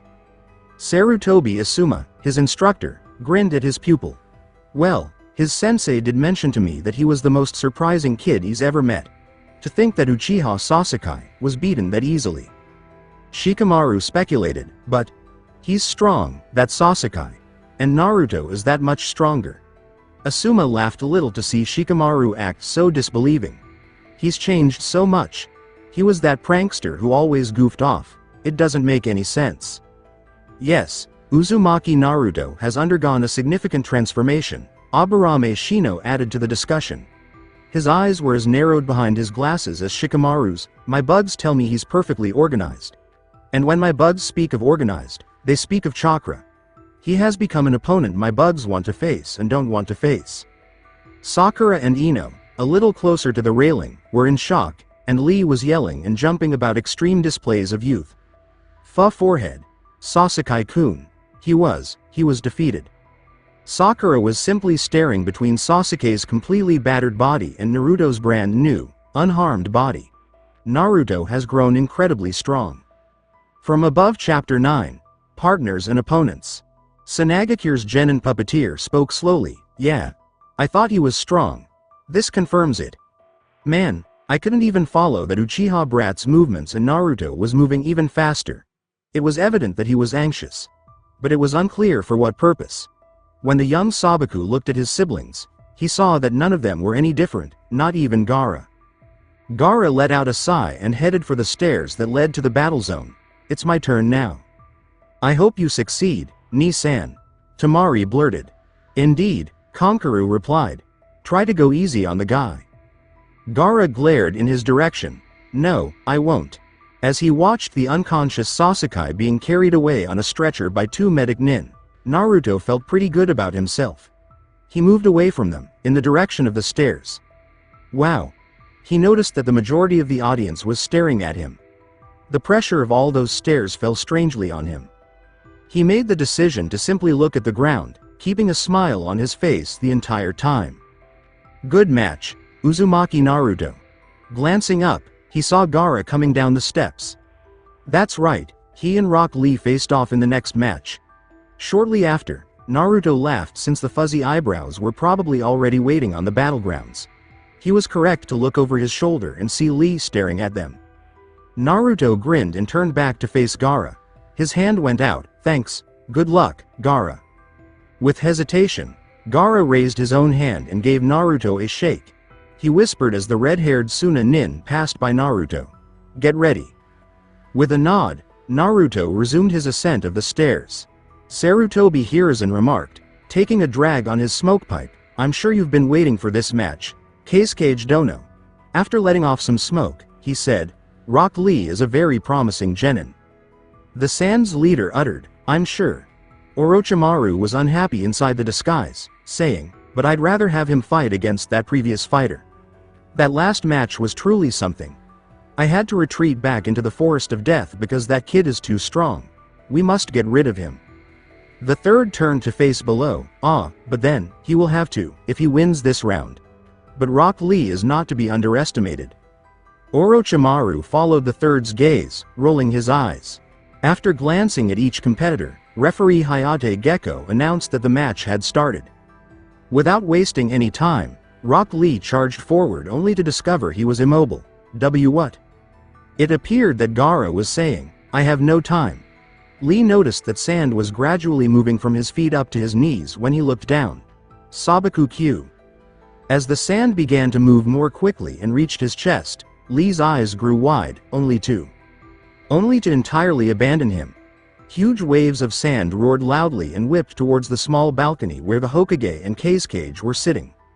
Rock Lee watched in horror as the attackers attacked the entire balcony. What are you doing? Without looking at the spandex-clad genin, he said, I am attacking the Keisuke, my father. Our match is over, Rock Lee. Everyone could see how Anbu was defending the third and how the Keisuke was shielded by his own guards as the sand moved off the balcony. What is the meaning of this, Gaara? The stadium echoed with the thunderous voice of the Keisuke. Gaara grinned and held his ground. He spoke up enough for his father to hear him say, I'm stopping your plans to attack Konoha. Sensing that Baki had materialized behind him, his blade of wind poised to sever Gaara in two, his eyes grew wide. *T, my shield isn't he anymore. Baki's arm was brutally severed, and it made a squishy sound as it hit the ground. Turning, Gaara saw Baki glare at him. However, he noticed Naruto lurking behind Baki. Subsequently, the fair-haired man struck Baki's visage with his fist, causing the senior Junin to collide with a wall and lose consciousness. I got your back, Gaara. Temari and Konkaru landed in front of Gaara, and his eyes widened even more. In a whisper, they said, as do we. Lee asked, totally taken aback by what had just transpired and wondering, what's going on? Naruto-kun. Naruto was unaware of the true strength of the spandex-clad genin until he met Lee. I think it's best you head for your teacher for orders. 'Cause everything's just gone to hell. The Sandaime Hokage saw that Gaara had not thrown sand in his direction previously. He guessed he was only attacking you, Keisuke Dono. All of a sudden, the stadium's roof and the whole balcony were encircled by a purple barrier. The Keisuke turned to the third and sighed. Although I didn't want it to go this way, I guess I'll have to make do. In the corners of the purple cube were 4 sound shinobi, and Hiruzen didn't like this, Shishi engine. The Keisuke laughed as explosions erupted all around Konoha, outside the barrier. Yes, quite the fortunate technique. Only you and your 2 Anbu versus me and my 2 guards. Konoha will be crushed, Sarutobi-sensei. After glancing at the purple barrier, Hayate Gecko returned his attention to the scene in front of him. He looked from the Baki's motionless body to Naruto, who appeared to be speaking to Gaara and his 2 siblings, and said, "That Junin from the sand is completely knocked out. That Naruto child isn't your typical genin," he exclaimed as he witnessed millions of white feathers falling all over the stadium. "Genjutsu, huh?" He gestured to dispel, and the 4 genin in front of him followed suit. Without letting up a cough, Gecko said, "You 4. You seem to know more about this situation than I do," and he walked over to Naruto and the others. "Explain." Gaara said, "A little icily, the sand and sound have teamed up. Their goal is to destroy Konoha completely. I have chosen to resign as a Sunanin and have allied myself with Uzumaki Naruto." Tamari and Kankuro nodded while concentrating on Hayate, saying, "As have we." The referee observed how sand and sound were battling leaf shinobi from above. He turned to face Naruto and said, "I can't trust you so easily, in this situation." He was about to say, "Your orders are to stay with these 3. UWI," when a wave of sand suddenly rushed towards him from Gaara, who had chosen to point his hands at Gecko. "What are you?" Gecko watched as the sand shot past him, to the left and right, to deflect a sound shinobi attack. From behind Gecko, a humorous voice said, "Interesting. You've stopped my attack. I hadn't expected such a feat from a mere genin." After making some distance and jumping, Gecko turned and stood in front of Naruto and the others. "And you are?" The young man with white hair just grinned. With a haughty whisper, "I'll let you guess my clan name," as bones shot out of his elbows. Hayate got her sword ready. He gave the genin behind him an order, saying, "I'm assuming he's got a Kekai Genkai. You keep your distance, he's no ordinary opponent." Then, with incredible speed, the white-haired sound shinobi charged forward. But Hayate was aware of his movements and prepared for him. However, Kimimaro stumbled and collapsed onto one knee. He became lightheaded without warning. He held one hand to his head and muttered, "What? You let your guard down, Kagaya Kimimaro." With a glare over his shoulder that promised excruciating pain, Kimimaro shot him a mean look. There, he saw a single, bandaged sound genin. The previous genin suddenly materialized in front of his new opponent, causing the Kagaya to blink and ask, "One of those cockroaches that entered this exam for Orochimaru-sama? You betray us and side with Konoha?" Dosu replied, "Obviously. There's no way we can beat Konoha, there never was." The user of bones growled. He overcame Dosu's motion sickness by elevating his body to Curse Seal level 1 for a brief period of time. "Your penalty will be evisceration for having no faith in Orochimaru-sama. Get ready." However, Kimimaro was unprepared for the blow to his head that came from the right just a moment later. The blow was powerful enough to send him into one of the 4 walls surrounding the combat zone. Actually, Baki was sent in the same wall. Naruto had gotten behind Kimimaro and struck him in the face using his shunshin. Unknowingly holding his breath, Gecko released it. There was no putting away this Kagaya Kimimaro. However, witnessing a genin knock him through a wall made him feel a little better. The blonde asked, "Uzumaki Naruto, right?" And Gecko retreated a step. He said, "His eyes are red." The blonde said, "Yeah, you want me to handle this guy, right? I want you to explain how 1 sound and 3 sand genin are working with you." "Oh." The blonde gave a single nod, observing Kimimaro's self-picking up motion. "That's easy. They're my comrades. You can totally trust them," Gecko exclaimed, letting his guard down because he sensed the blonde's comments were accurate. Not at all incorrect. Reactions from Dosu, Gaara, Kankuro, and Tamari were comparable.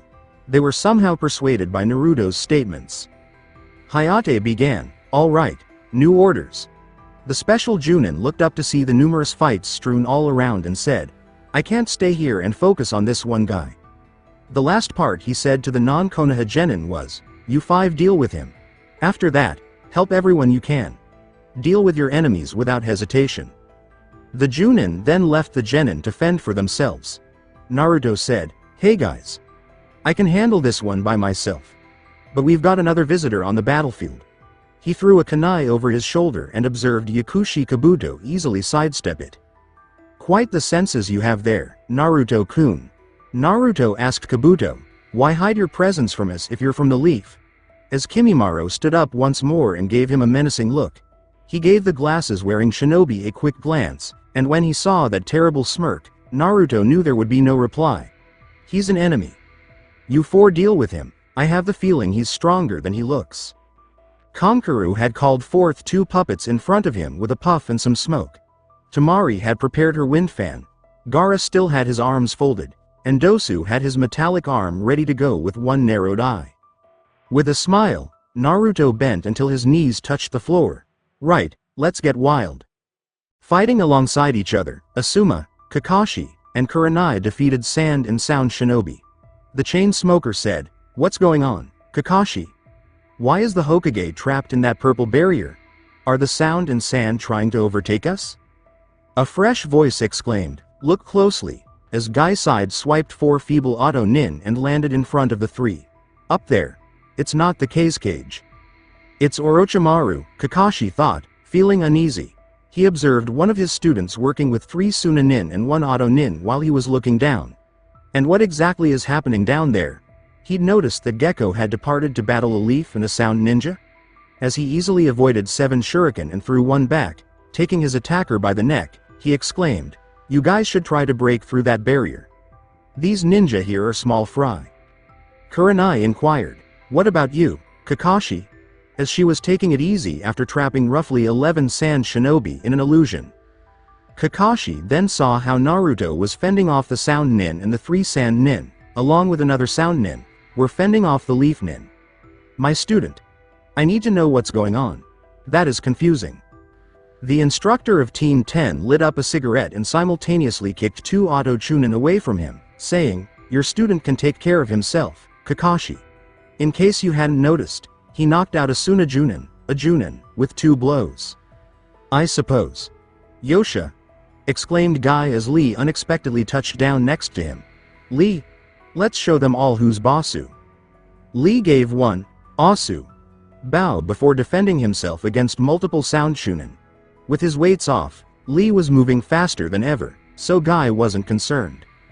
Shino and Shikamaru had vanished from the little balcony they were on, and Sakura and Ino were concealed behind some Konoha Anbu. The moment that weird Genjutsu entered the stadium, everything fell apart. All of the people in the crowd, with the exception of the shinobi, were still asleep. Just seconds later, Dosu, the only genin remaining from Sound in the Chunin exams, had leapt down. Before using the Genjutsu, Shino had spoken to Shikamaru, and the two had simply leapt from the balcony. Before all of that, Naruto had leapt off the balcony to help Gaara, as she was about to be attacked from behind by that Sand Junin. Kankuro and Tamari had done the same. And now they were just sitting there while every assailant was dealt with by the Anbu in front of them. Shouldn't we do something, Ino? "What can we do?" Ino asked, feeling utterly powerless. There was an explosion from down the fighting area, followed by the cry, "This is serious. Konoha is being attacked by 2 countries, what was that?" Sakura had been observing her teammate Naruto ever since the blonde had dove to assist Gaara, saying, "I saw it. Naruto hit one of those Sound ninja." Ino was at a loss for words in response. Then it occurred to her to think, "Hey, why is Naruto helping that Gaara guy anyway? Gaara's from the Sand, right? Sand is attacking us." Sakura, looking a little irritated, said, "If you had paid attention, Gaara attacked his own Cage just before that weird Genjutsu. And as you can see, those 5 down there are helping each other. My question, is, what's that Sound guy doing helping Naruto down there?" "Yeah, right," Ino replied. "That is a better question." After getting dressed, Kimimaro turned to face the fair-haired Konoha Genin. Genin, what's your name? Yours is a power I hadn't expected. I'll be returning that one tenfold. Kimimaro felt the chakra surrounding her get stronger. Naruto smiled. Hey. You can sure as hell try, boner. The name's Uzumaki Naruto. Then, Uzumaki Naruto, get ready. The Kyuubi Jinchuriki merely gave a headshake. You guys are late. Kimimaro looked to the right and noticed two additional Konoha Genin standing there. One man was crouching with his hands in his pockets, while the other had an active seal pointed at him. Is he employing a jutsu? As he looked closer, he noticed that the person who was crouching had a large shadow that extended from his legs to his own legs. What is this? He exclaimed, getting angry when he realized he was immobile. Cage main no jutsu, what a success, snorted Shikamaru. You're talented in landing into sticky situations, Naruto. Perhaps you should try to stay in bed next time. The bug users of the air of Konoha began speaking, and Naruto was unable to reply. Shino walked past Shikamaru and gave Kimimaro a cool look, asking, already you can feel it, am I wrong? But because of his glasses, nobody could see it. My bugs are draining you of that volatile chakra. The youthful Kagaya was becoming enraged. Volatile chakra? I'll show you. Volatile chakra? Kimimaro exclaimed as he leapt to Curse Seal Level 2, breaking free of the cage main right away. Shikamaru exclaimed, that's impossible. With wide eyes filled with shock and terror. We can't handle this guy. Shino had also retreated a little bit. My bugs are afraid to approach that deadly chakra. However, it appears to be even more deadly for the user. Kimimaro lunged forward, clutching two seemingly jagged bones. He moved at an unbelievable speed, but when a single sword stopped both of his swords, he was totally caught off guard. After noticing Kimimaro's face, Naruto explains, Kenpo. Kachiyose, Ego Kaiki. Not wishing to undervalue his opponent any longer, Kimimaro leapt back and asked, How? How can you keep up with my speed, and my power? And how come your sword can withstand my bones? My bones can slice through any kind of metal. Naruto smiled. This sword is special. It automatically copies the skill of the sword hitting it. In other words, it becomes its equal. As such, my task is to be a better swordsman than my opponent. Kimimaro grinned smugly and said, I see, but when it comes to the Kagaya, there is no better swordsman. And where you have one sword, I have many. Naruto gave Shino and Shikamaru the order, you guys stay back. This guy's too strong, go help Gaara. Even the smallest sand grains from Gaara weren't able to harm Kabuto, who was deftly dodging every attack that was directed at him. He appeared to be able to see and feel everything around him. Konkaru came to the conclusion, this guy's not normal.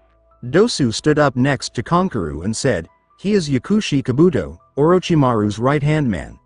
He's dangerous. I don't know if we can defeat him and he knows all my tricks. Do you know his? Turning around, Gaara, Konkaru, Tamari, and Dosu saw Shino and Shikamaru joining the fighting group. It was Shikamaru who posed the query. The bandaged Dosu replied, unfortunately, no, we'd best move with caution. The slippery voice of Kabuto, grinning at all the genin in front of him, said, you kids can run along, actually. My target is behind you. You're free to flee from the scene. It shouldn't be too difficult for 6 genin, but one of them is a Jinchuriki. The others are unimportant. Abruptly, he released some chakra around himself in self-defense. Aburame, your bugs won't be able to get near my chakra. They'll be sliced. And you won't be able to catch me off guard, shadow user, he said to Shikamaru. Konoha genin both narrowed their eyes, annoyed at having just jumped in. He was too familiar with their capabilities. Soon as Jinchuriki raised his voice, your target is Uzumaki Naruto? His fists clenched as he asked, and you are Orochimaru's right-hand man? That man up there is not my father, Gaara said, and Kabuto could tell she was angry. Tell me, what happened to my father? Should I aggravate him more? Kabuto adjusted his glasses. My intel says he will lose control and attack friend and foe alike. Ah, yes, your father. He was pretty weak for a cage. Orochimaru easily killed him. He took a few of his shinobi with him, but they proved to be unnecessary. Gaara did become furious, but he maintained composure. Despite my hate for my father, you and Orochimaru, and your entire country are going to pay for all of this. Kabuto merely gestured for them to approach while shaking his head. From now on, I'll be aiming to kill, not to hurt. He was taught to kill and to overcome. Once he began fighting, no one dared to get in his way. He was the leader of the 4 strong nin, the Sound 4. Nobody had surpassed him save Orochimaru himself. Although Kabuto had never before exchanged blows with Kabuto-sensei, it's possible that he was stronger as well.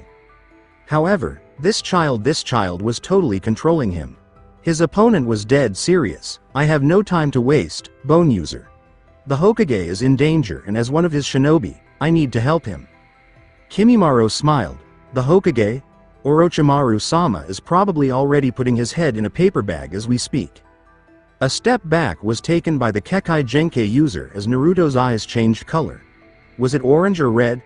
That was unquestionably the incorrect thing to say. That's not good.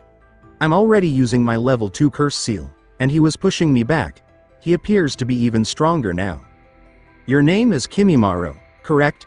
Naruto asked, balling his fists. Sage Chakra and Kyuubi Chakra were wreaking havoc on his body, declaring, you are an enemy that needs to be disposed of. The rising killer intent from Naruto intimidated Orochimaru, but his star pupil glared at the blonde. He started, insolent little fool. You have no, but was stopped by a powerful blow. Fuden. Genkosaku. Kimimaro slammed into the earth with all of his body weight. He was almost at the point of screaming now, but he was too proud to do so due to pain. There was nothing left on his left side of his body. Naruto had wind chakra encircling his right fist when he struck Kimimaro moments earlier, using it to power his blows. UCK. Naruto performed seals and fixed his hard gaze on Kimimaro's anguish. Fuden. Ryukan Furierosu. I'll destroy everything that threatens me and my friends, the blonde exclaimed as he swung both of his arms in Kimimaro's direction.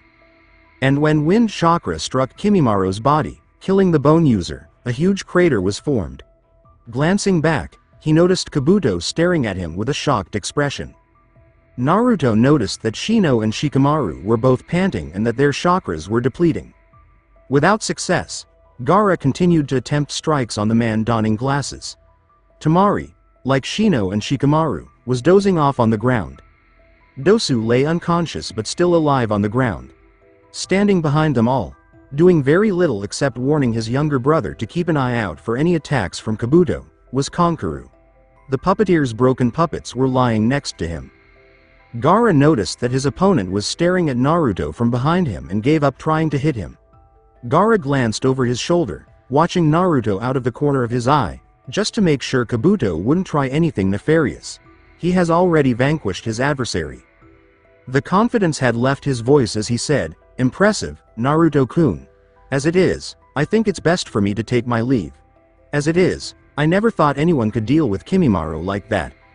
Kabuto quickly bowed once and lowered himself into the ground. Gaara asked, should we go after him? The blonde growled and fixed his gaze on the Shishi engine in the distance, saying, no, we have bigger problems. After shaking his head, he gave one nod. I suppose there's no other option. Performing numerous hand seals, he extended both arms in front of his mouth and took a deep breath. Like Sasuke did when he released the Gukakyu no Jutsu, Naruto did the same with Fuden. Gufu Suihado. He lost his sage state as a result of throwing so much chakra into the attack. However, the result was astounding.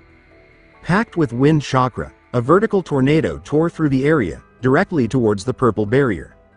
Right toward the structure where the purple barrier was located. The ground was trembling as Shikamaru questioned warily, Naruto, what are you thinking? He stepped gingerly up to the gasping blonde. Gazing at the several craters Naruto had made in the ground during the battle, the Nara thought, he defeated his opponent as if it was nothing. As the tornado slammed into the building, shattering the Sound 4 and every other Shishi engine member, Shino, Tamari, Gaara, Kankuro, and Dosu were all staring at it. The Sound 4 eventually lost focus as a result of this, cancelling out the Shishi engine. I'm out of chakra, Shikamaru.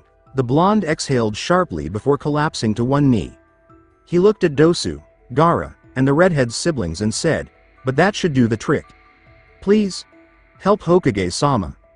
Shikamaru turned away from Naruto and said, "Don't worry, despite the troublesome effort, we can't let you do all the work, unfortunately." Shino threw a pill to Naruto, who had fallen on his back, saying, "Here." The soldier pill fell to his chest with the words, "It will replenish your chakra presence." Gaara gave the recovering Jinchuriki a small smile and said, "You can count on us, Uzumaki Naruto." Dosu bowed once and said, "Yes, you have my word as well." Kabuto was forced to retreat and Kimimaro was defeated. I knew he was strong, but I never expected to this extent. With a deft landing, Orochimaru observed his rival, the third Hokage, do the same. Enma, the large ape, his dependable summon, stood next to him. However, he also had the first and second Hokage nearby, summoning powerful undead. It wouldn't do, though. The rest of Konoha was being kept out of the battle by the Shishi engine, and right now. They were now surrounded by Hitaki Kakashi, Maeda Guy, and a number of other Junin, including multiple Anbu squads. No, it was time to back down. However, how? All four of the Sound Shinobi were fighting lower-ranked shinobi and losing. They were unquestionably hopeless. This plan had quickly gone south. As more and more soldiers arrived to support the Sandaime, Orochimaru came to the realization that he needed to take drastic measures to escape this place. An edict would. The Master of Snakes stopped thinking and growled. "Kage main no jutsu." Akamichi Shuza, Yamanaka Inoichi, and Nara Shikaku had all entered the fight. Orochimaru observed how the shadow of Shikaku had ensnared both of the former Hokage. "You think you can capture 3 shinobi of this caliber with that shadow of yours?" Shikaku laughed. "Not shadow. Shadows." Then, to his surprise, he noticed that more and more Nara clan members were using the Kage main on their forms. "You." Orochimaru. The third voiced an inquiry. "There seems to be no other way. Your summons will disappear when you die." The elderly man's voice carried a distinct note of melancholy. With all his might, Orochimaru attempted to break free, but to no avail. "Sarutobi, I won't go down so easily. It was difficult enough to get away from one Kage main. Getting away from a dozen was just not possible." Enma's voice came next to the fire leader, saying, "It's been too long. It's time to correct your past mistakes, Sarutobi. Allow me to deal the killing blow." Sadly nodding his head, Hiruzen turned away. "I am sorry, Orochimaru." Everyone saw as Enma destroyed the snake Sennin by crashing into Orochimaru's form. Unfamiliar ceiling. His body ached all over and he became irritated at the fact that he couldn't move without experiencing pain. However, that was no longer a concern. He was obviously in a Konoha hospital bed. Konoha had thus escaped the invasion by Sand Sound.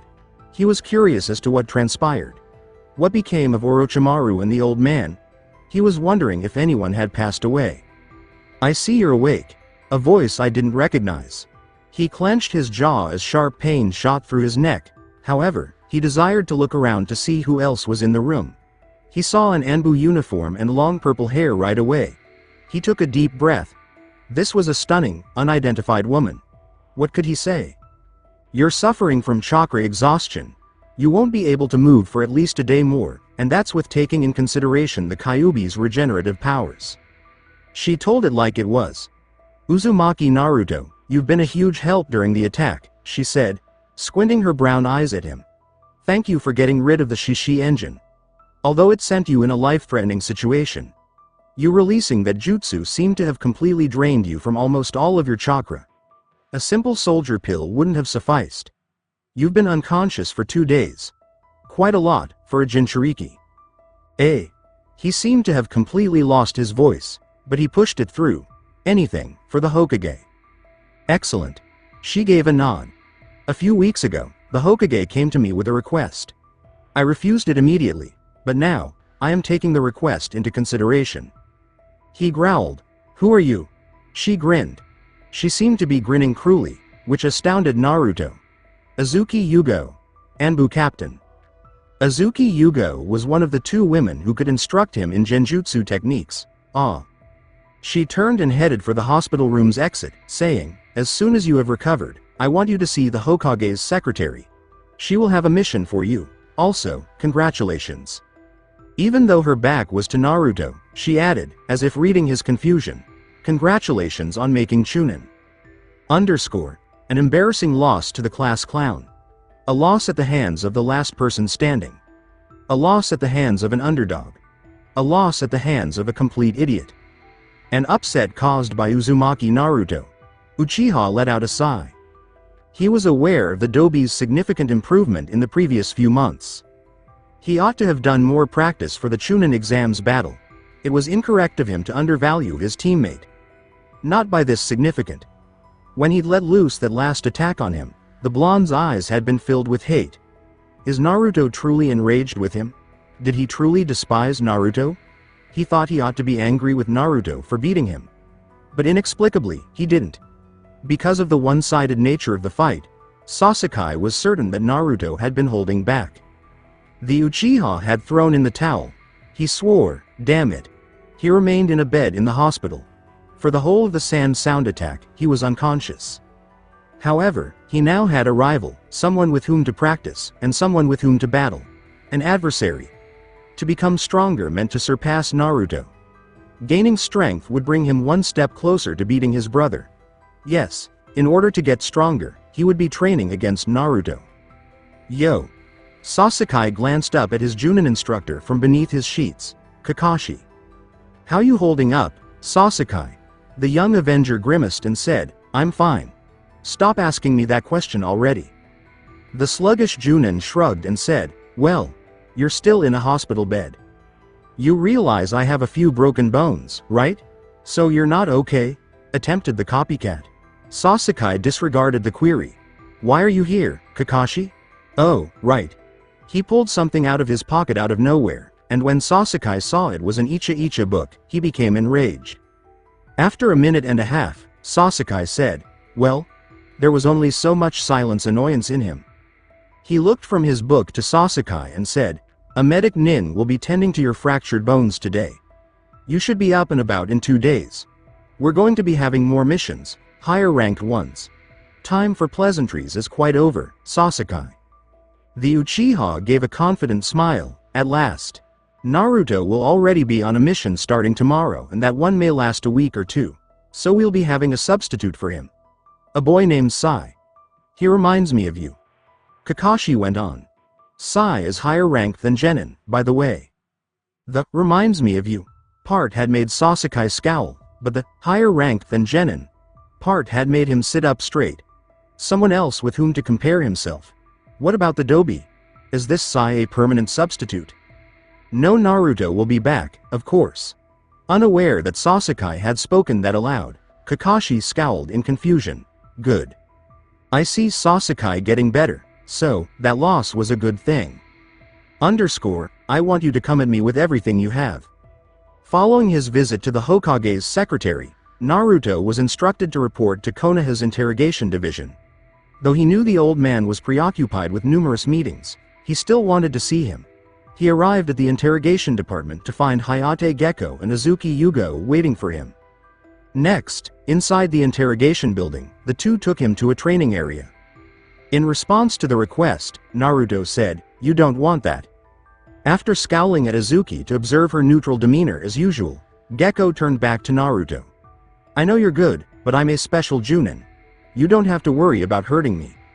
But Naruto's attention was fixed on the sword in Gecko's hands. That a special sword, Hayate-san? Yes. Why? The fair-haired woman shrugged. Abilities. Multiplicity. Gecko smiled, observing the blonde's puzzled expression. Naruto scowled at the older man. What do you mean? It can make copies of itself. That doesn't make sense.